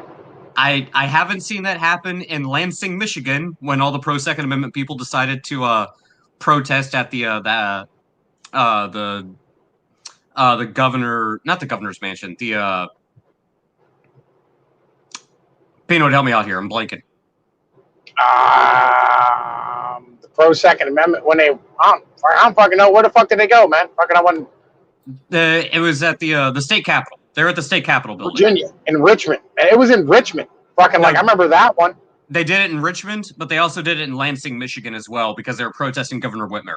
Both times they were pro-Second Amendment, and a good amount of them, actually, not all of them, not a majority of them, but a good amount were actually leftists as well, but they were staunchly pro-Second Amendment. No one got shot. And so, yeah. And by the way, I want to say to that dude who sent the super chat in, you should not have faith in people. People are fucking retarded, dumb monkeys. All right, people are dumb fucking monkeys, and the sooner you realize this, the fucking better your life is going to be, because having faith in human beings, it's like believing in fucking marriage or fucking chivalry or legit. Like, it's a terrible idea to have inside of your head, and eventually ruin your fucking life. rather pessimistic outlook, but I'm not going to say you're wrong. Yeah, I should get a little segment on my channel, Pinoid, where I just have you do a little 30-second words of wisdom from Pinoid. The kids don't ever get married. There's your first one. But don't ever get married. Always wrap your dick up. You know what I'm saying? And motherfucking make sure that you know what I mean, don't pick up bitches out of the bar who are drunk at the end of the night. Fucking keep your ass the fuck out of jail and out of fucking child support court. Get me in good fucking shape. I do want to bring up something that I actually was thinking about while you guys were talking. You keep bringing up the Boogaloo, the Civil War. Man, this is the same shit Charlie Manson tried to get going in the 60s. Yeah, Helter Skelter. No, he warned about in the 1960s. No, but if you remember what he told the family, as he called them, yeah, so Whitey and Darky are going to have a war. This was Charles's words, not mine. And Darky's going to win. But they're not going to be able to do anything. They don't know how. So we're going to come up out of the caves and rule the world. That was his crazy scheme, right? And now, flash to 2020, and we have damn near a race war going on, and Charlie's dead. Oh no! Yo, So, I'll be honest, man. Like legit, this is a city problem, right? Like me, I was at a dock the other day with this black dude from North Carolina, like they're big Sears and Roebuck nigga, right? Fucking like like big thick motherfucker. And we're both standing here and like we're fucking making fun of these fucking these Chewy.com employees who are in this warehouse stacking dog food and shit. And this guy walks in from fucking Vancouver, Washington, right? And he goes, "Oh man, fucking, he's like, I was like, me and the other dude's talking about making money, and fucking, fucking investing in stocks and things of this nature." This guy's like, "Man, all that money we make is truck drivers, huh?" Right? I was like, "Yeah, we make money. I don't know what the fuck about you." He's like, "Oh man, we don't make much out in Vancouver, Washington." I was like, "Maybe that's the problem. You need to get the fuck out of that state." And the other guy looks at me and goes, "Yeah, I fucking." yo, Pino, you broke up. And this is a fucking left and fucking right coast problem. Pino, I said you this broke is up a city problem and a left and right coast problem. Yeah, no, I don't. Where did I break up at? He was saying, talking about the dude from Vancouver and saying, "Yeah, we don't make much in that state," and then you broke up. Oh, fucking! And me and this dude looked at the guy and we were like, "You need to move out of that fucking shitbag state." Like, yo. And me and the fucking black guy just fucking laughed at him and shit, right? Like this is this is a left and right coast thing. You know what I mean? This is a city thing. It has nothing to do with the rest of us. No, I feel you on there, and that comes to a point I want to bring up, but I want to talk to the chat real quick first. Ain't Jack said that's literally what happened in Germany. Nazis were a response to commies attacking people. Flying Falcon said, "Am I evil for saying let them fight? It'll be fun to shoot these idiots." I don't really disagree with you, but why waste your ammunition? Let them shoot each other. Ain't Jack said you only need 10 people in the population to fight a civil war. He's not wrong. No civil war where 100% of the population was involved. It's mostly only 20% that are ever engaged. Flying Falcon agreed. And said you just need 5 people on each side to fight a devastating war. Also not wrong. And again, I kind of stand by my point. If these idiots want to actually fight each other, go ahead and let them fight each other in the streets. Just keep it off my property and don't get me involved in it because I don't want to waste my ammunition. But I will if I have to. No, see, that moves forward into the next thing I wanted to talk about. Voter fraud, stealing the election. Dodge, before you jump on that, I wanted to address something Pinoid said. It's a city problem. I agree. Why do you think, and this is not a big issue to go into debate about, why do you think there's a lot of millionaires and billionaires who've made a crap ton of money off of the social discourse and everything going on right now, who are just trying to buy islands and get out of every heavily populated, even if it's suburbia. Just nope. I want nothing to do with the rest of society. You guys can fight it out. I'm gonna take my money and go somewhere else. Fuck all of y'all. I don't blame them. Yeah, I mean, like, dude, right now, as we speak, there's 30,000 empty apartments just in Manhattan. Oh yeah, I think I was listening to somebody earlier today. I forgot who it was. They're saying this is the cheapest it's ever been to rent an apartment in Manhattan in like 30 something years, like 36 or 37 years. It's actually cheaper. Yeah, I checked it because like everybody's leaving. Oh, that's the thing. Everyone's leaving these cities. It's just like LA. LA's the same problem. Oh, dude, I checked it. I could rent an apartment in Manhattan, like downtown Manhattan, for cheaper than I can actually where I live right now. And I'm only like 40 or 50 miles, depending on how you do your measurements, outside of DC. It would be cheaper for me to live dead center in New York City than it would be where I live right now. Yeah. That's crazy. Condominiums. That Like, kind of has me wanting to talk about something else. What happened in New York? They're cracking down on the Hasidic Jews who are protesting the mask and all the COVID restrictions. yeah, because they all told De Blasio he can go pound sand. And De Blasio, being the authoritarian that he is, doesn't like that. Well, he's a Democrat in New York. You could, like, legit, you could run a dead cat as long as it had a D beside its name in New York and never get a. I'm not gonna disagree, but that's funny. That's good. But yeah, no, he's just pissed that they're not abiding by his like, orders. why do we have these shitty politicians? Because nobody likes anybody. These aren't good politicians. They just win because they're Democrats. That's it. And that is an issue that needs to be addressed. Because a lot of people are so we're Democrat or we're Republican. They're just so indoctrinated into the idea of political tribalism. They don't know what the fuck they're voting for. Like, let's be honest. They do not know what the hell they're voting for. They'll sit there and be like, my state is in shambles. It's burning around me. It must be Trump's fault because there's no way that the Democrats would ever do such a thing. Dude, and this goes back to something I've been saying for a long fucking time.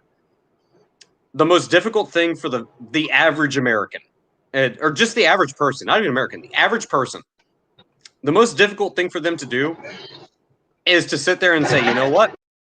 Maybe I was wrong, or maybe I voted for the wrong people, or maybe I was lied to, maybe I was taken for a ride, made the fool of.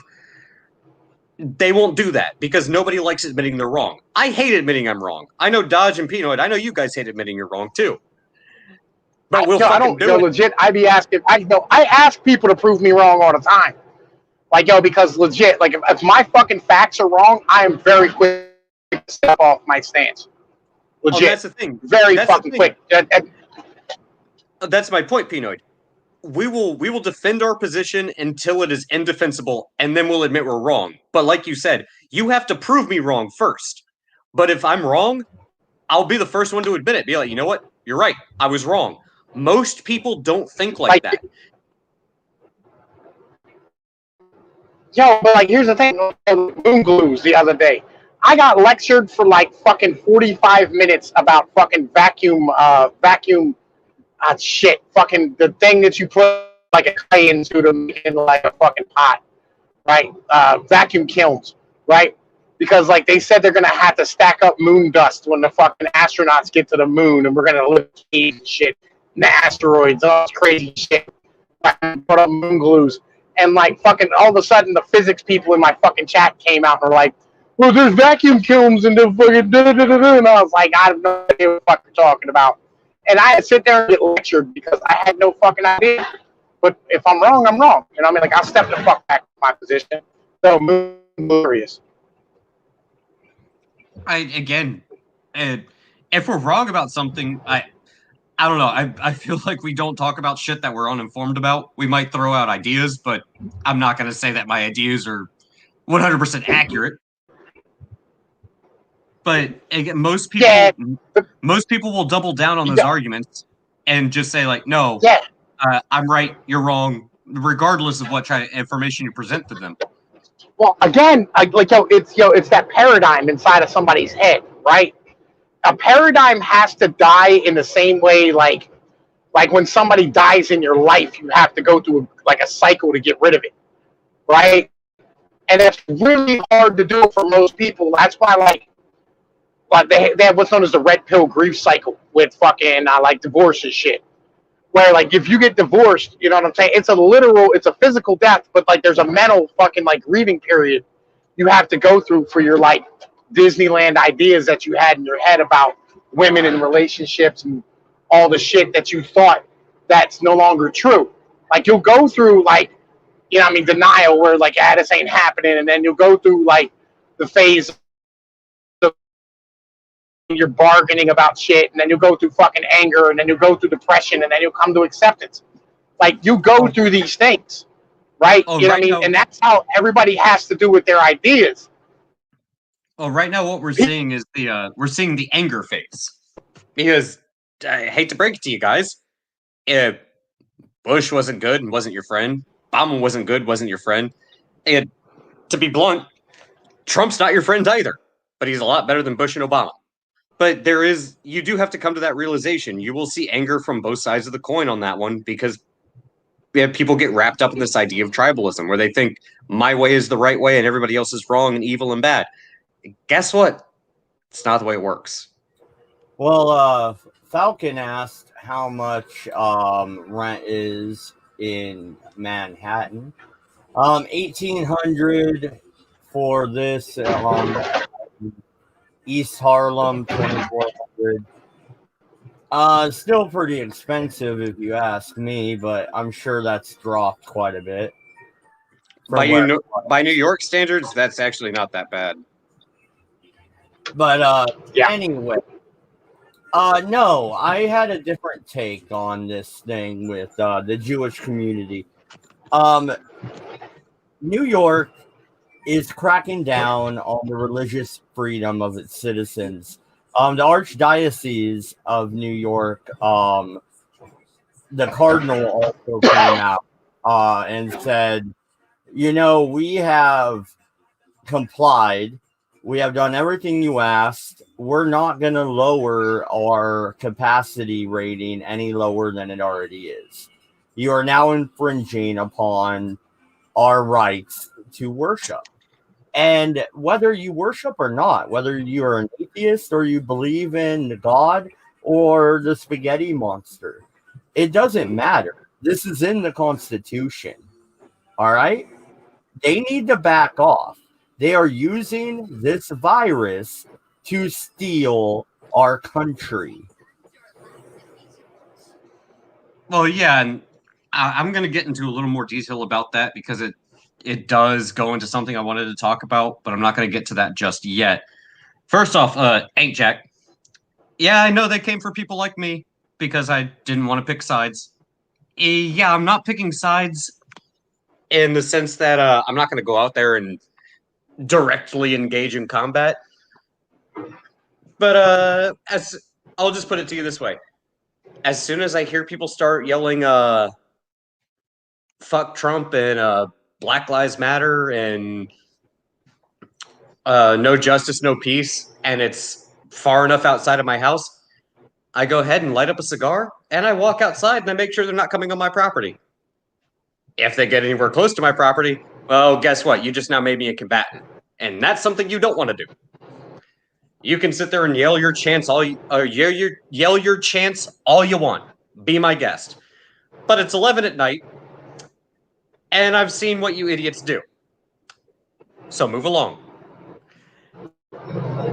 So don't take it as I'm unwilling to get involved. I'm just not going to go out of my way to get involved. Some would say that going outside and lighting up a cigar and waiting would be trying to get involved. But I don't really care. What's your take on the abridgment of religious freedom? Well, so on that point, and I'm not going to get into like the more touchy subjects of communities or birds of a feather flock together. The red birds go with the red birds and the bluebirds go with the bluebirds. I'm not going to get into that. I will say this much. If you know anything about the Jewish community, especially in New York, for them, it's not just the right to worship a religion. That is part of how they live their lives on a daily fucking basis. It is a culture to them the same way that you could argue that being Muslim and Islamic go hand in hand as well. It is part of their culture. So it's not just religious discrimination. It is discrimination against an entire culture simply because they refuse to bend the knee to your totalitarian fucking bullshit, which is unconstitutional to begin with, as we've already seen with the Supreme Court ruling in Michigan with Gretchen Whitmer. But he has no basis for it because guess what? Your emergency powers ran out after 30 days. So, yeah, I don't blame them for going out into the street and fucking dancing and burning their mask and everything. They should. More people should give the finger to people like Bill de Blasio and Andrew Cuomo and Newsom or Northam in my state, Gretchen Whitmer, Wolf, Wheeler, all these people. You should all tell them to go fuck themselves. Fuck Tom Wolf. Fuck Tom Wolf and his Philadelphia piece of shit asshole. Fuck that guy. I fucking hate that cocksucker. Fuck him.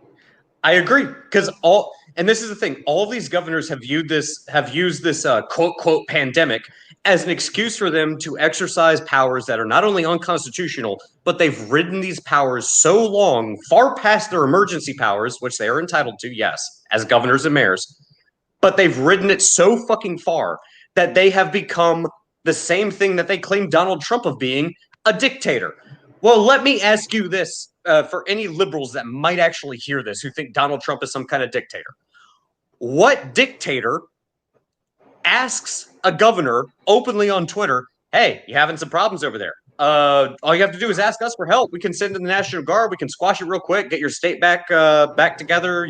We can get everything open. We can do testing, all that. No, we don't need your racism. They're the dictators, you morons. Donald Trump is not the person who shut down the economy. Donald Trump is not the person telling you to shelter in place and lock down. Donald Trump is not the person that's telling you to wear a mask. Donald Trump is not the person that is deploying police.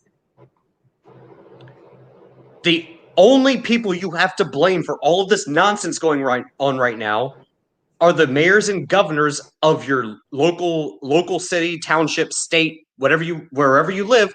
They're the ones doing it. You want to know what Trump has done? Let them do whatever they will. Trump has not intervened, with the one exception of when you attack a federal building. Can I throw something in here? Can I throw something in here because, like, real quick. I'm actually real quick, Peter. This actually finishes. I got to say something about this because I found out some shit today, right? Oh, real quick, my girl, real quick, because I'm going to finish my point, and it's literally just one sentence. All right, go ahead. All right. The only exception to this is when rioters tried to attack federal buildings and put federal employees at risk. That's it. That's the only thing Trump did.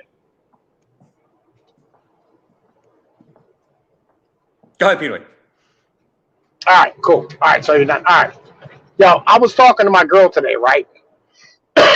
And she was talking about the one girl at her work and, like, fucking how, like, she got pregnant and the doctor took her off work, right?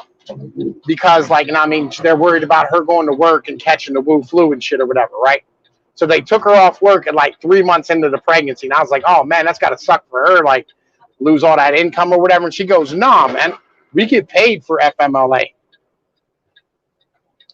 The government and its employees, all right, and most of these people, politicians and years, legit, they don't live like we do. Hey, Pinoy, real quick. You know what I'm saying? Pinoy, real quick, you cut out. They don't live like us. You know what I'm saying? Pinoy, real quick, you cut out. Why? God damn it! Yo, look.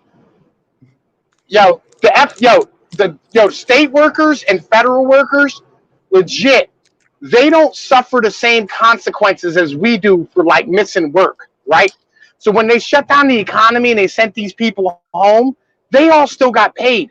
When my girl, when she got laid off from PennDOT during the Department of Transportation, right? When she got laid off, legit, she got paid the entire time, and she had a private number that she could call it fucking unemployment to have somebody immediately get to her case when she filed.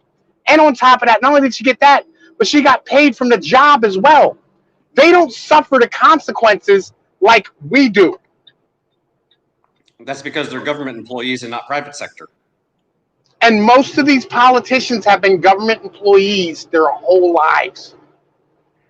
And actually, I wasn't expecting to talk about this, but I'll bring it up because it's relevant. This goes back to I forget the name of it.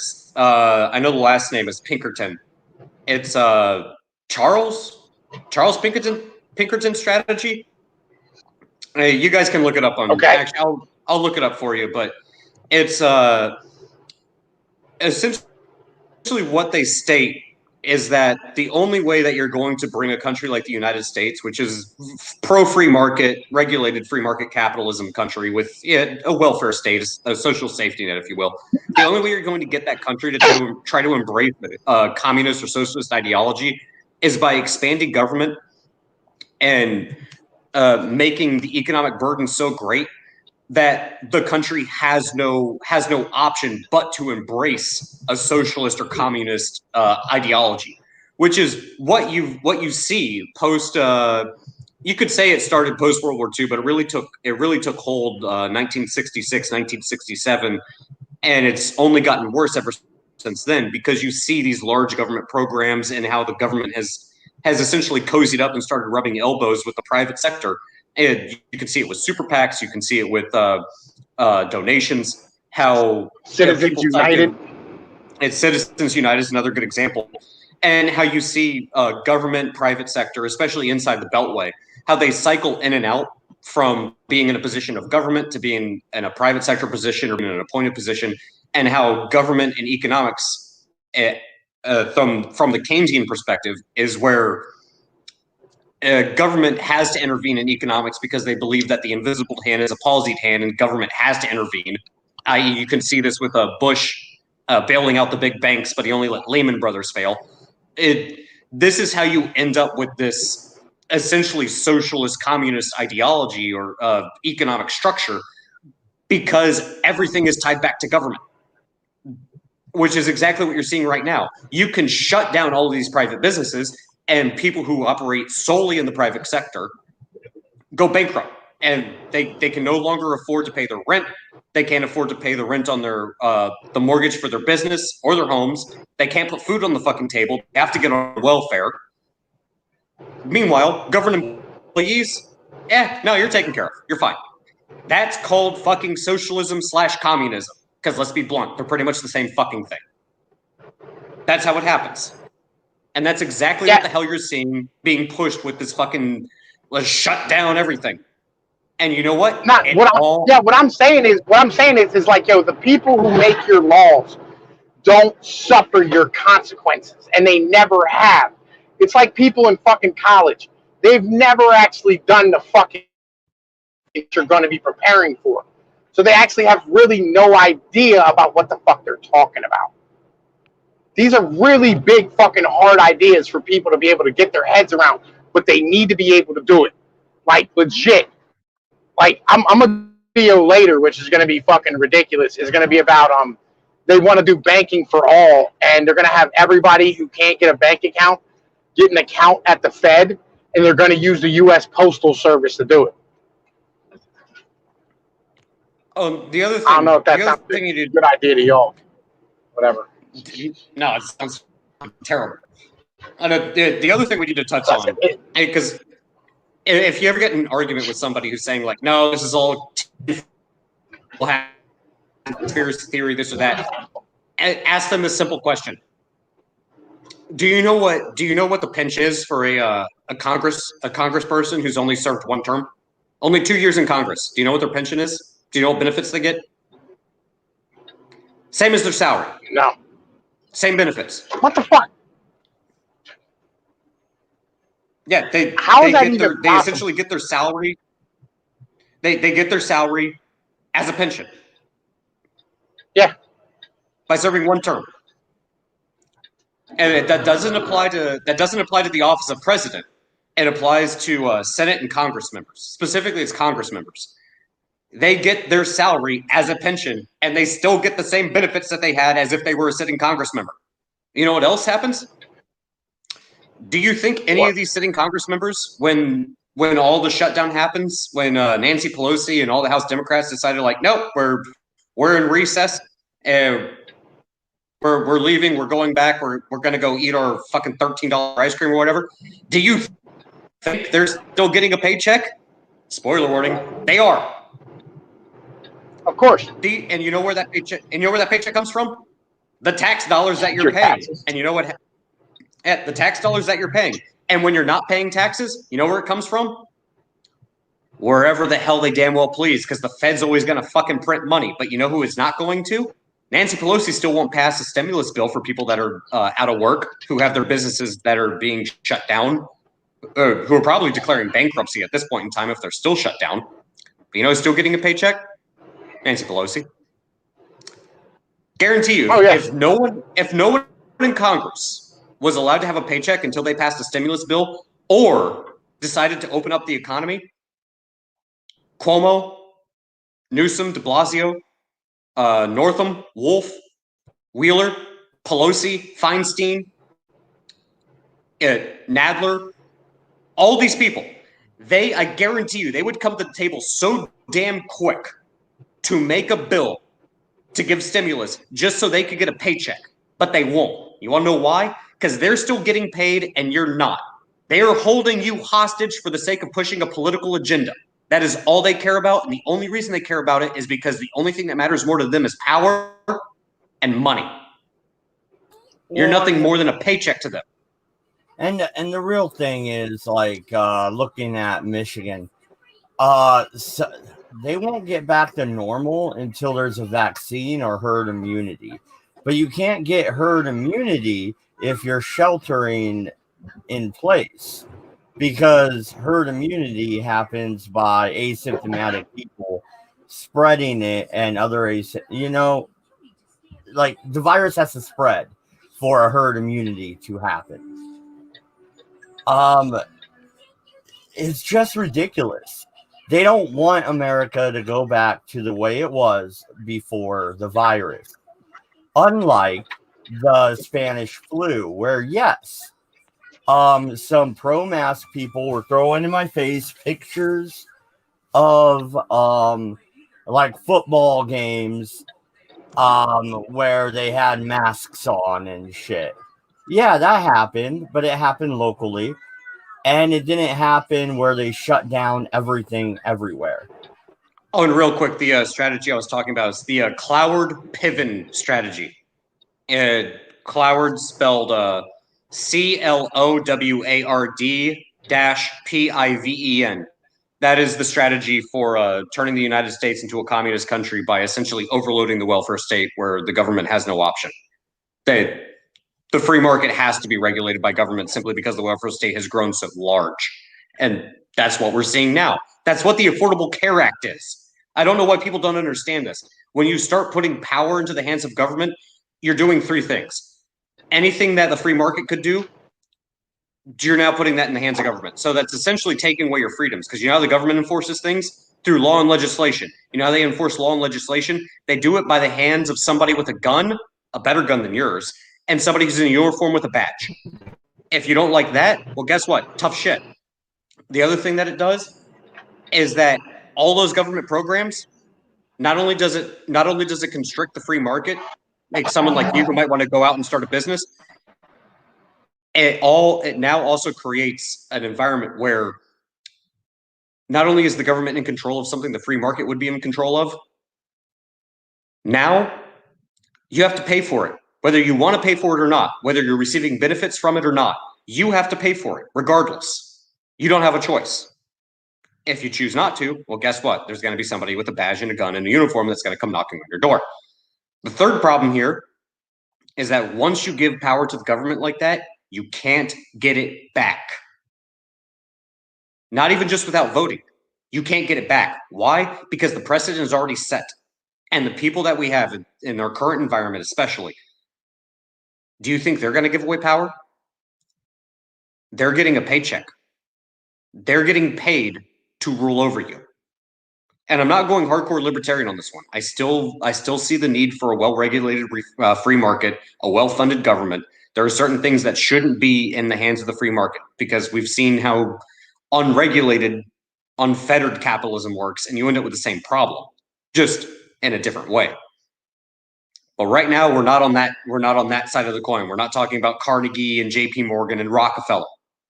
We're talking about people like Biden and Pelosi, who have been in office for so damn long.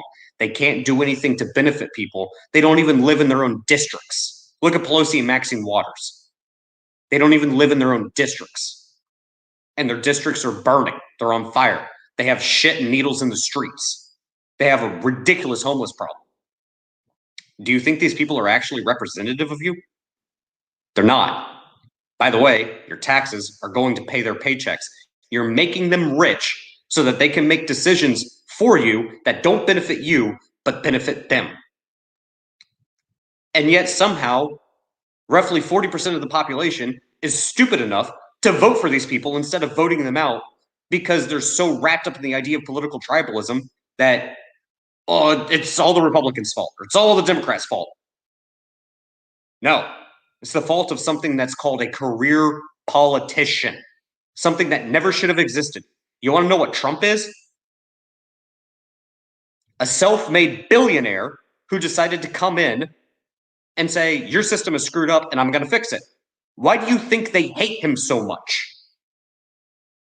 They've manipulated people to the degree that they hate him, despite the fact that he's not working for the fucking oligarchs or the career politicians or the super PACs or the mainstream media or the global corporations, those same things that the left claims to hate. Yeah, that's kind of what Trump wants to take down. But yet somehow he's the enemy of the people when the dude doesn't even accept a paycheck. Go ahead and look and see how much money he's lost, according to speculation. Apparently, since taking office in 2016, he's lost $1 billion in net worth. You want to know why they hate him? Because he didn't stay in his lane. He was a media darling all the way up until he got elected. Why? Why is now Donald Trump the oligarch, the billionaire, who doesn't need to accept money from anyone, all of a sudden the enemy of the state, according to the people who you, the taxpayer, pay their paychecks? It shouldn't be that hard to put two and two together. Yet, here we are. Yeah, absolutely. I wanted to touch upon the situation in Michigan a little bit more here as we start to wrap it up. Like I said, which I think you just glossed over, she is saying they will not come out of lockdown at all until either herd immunity is achieved or a vaccine that they're rushing and not testing comes through. Even the WHO just came out and said that lockdowns actually do more harm than good, because not only does it prevent herd immunity from happening, but they actually did come out and acknowledge that lockdowns hurt people economically. So guess what happens if a bunch of people no longer can pay their rent because you decided to lock down businesses and shut down the economy? Well, now you have a homeless problem. Well, unless you do what they did here in Oregon, which is going to backfire majorly. They put a moratorium on, well, I think maybe this was Trump's idea, right? No evictions through the end of the year allowed. So you do have a segment of people not paying rent. They might even have the money. They just think they don't have to pay rent. That bill is going to come due. Oh, yeah. It's not like you're getting a free pass. Like, you're going to have to pay for it, just not now. Because we're in not only a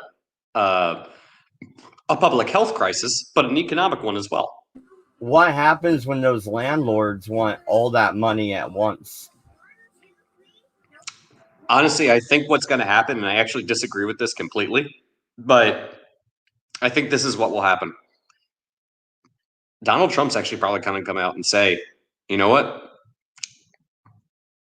Part of your stimulus check will include rent. He'll bump it up from $1,200 to $2,000, $3,000, $4,000. He might do $1,000. He might do a backlog, $1,200 every month, and just dump a fucking ton of money, which I disagree with. It's no different than the stimulus programs of the past. But it wouldn't surprise me if he did it. It really wouldn't surprise me.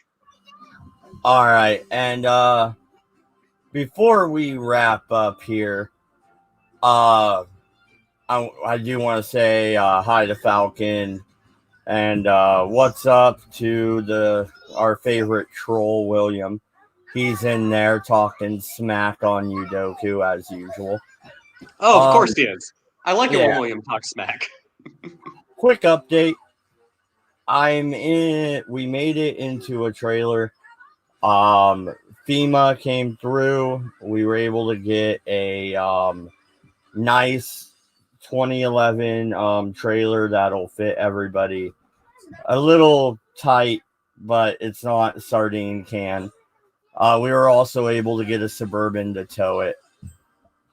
So hey, it's not a tent. And whatever.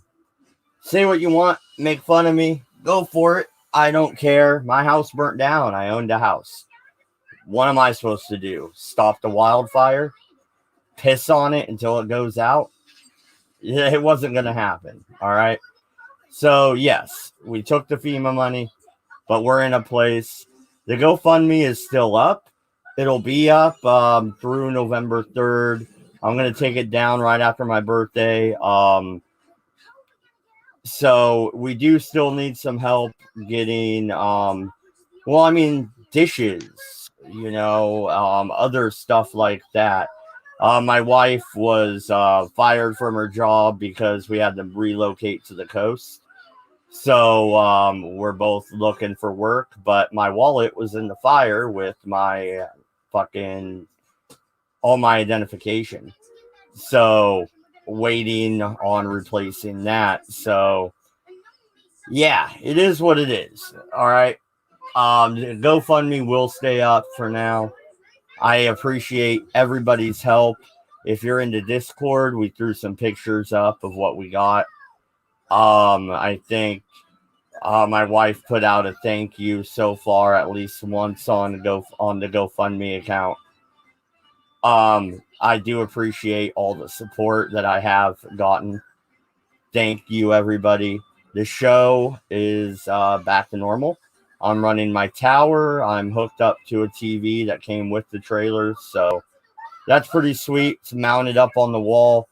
I got my internet in today, so hey, at least the show will go on, guys. So this weekend we'll be doing the Revolution with MC. Doku and I are going to review Lower Decks this week. I'm going to make him sit down and watch it. And I talked to Just Another Nerd, the artist formerly known as Voice of One. He agreed to come over and do some DS9 reviews. So hopefully we'll be doing that. And no, we are not in Section 8. We did not end up doing that. I passed it up and left it for someone who needed it after the FEMA stuff came through. So, yeah, we're not on Section 8 or anything. The only government program we took was emergency management funding from the wildfire. So, once again, thank you, everybody, for your support. Hopefully, I'll do another Redeye tomorrow. Good night. Good luck, and stay safe out there. Hopefully, you're not in a city where they're rioting. Hey, Doku, any last words before we get out of here? Yeah, first off, fuck Comcast. Crappy ass internet service. Last words. Well, Amy Klobuchar, or not Amy Klobuchar. Well, she was amusing, but the Supreme Court hearing, yeah, that's been fun. Kind of surprised that they're still trying to go with, will you denounce white supremacy? Like, come on, guys, be a little bit more creative than that if you're going to try to smear someone. Oh, man, I am so tired of the race baiting bullshit. On that note, good night, good luck, and don't go to France. We're out of here, ladies and gentlemen. Actually, at this point, go to France.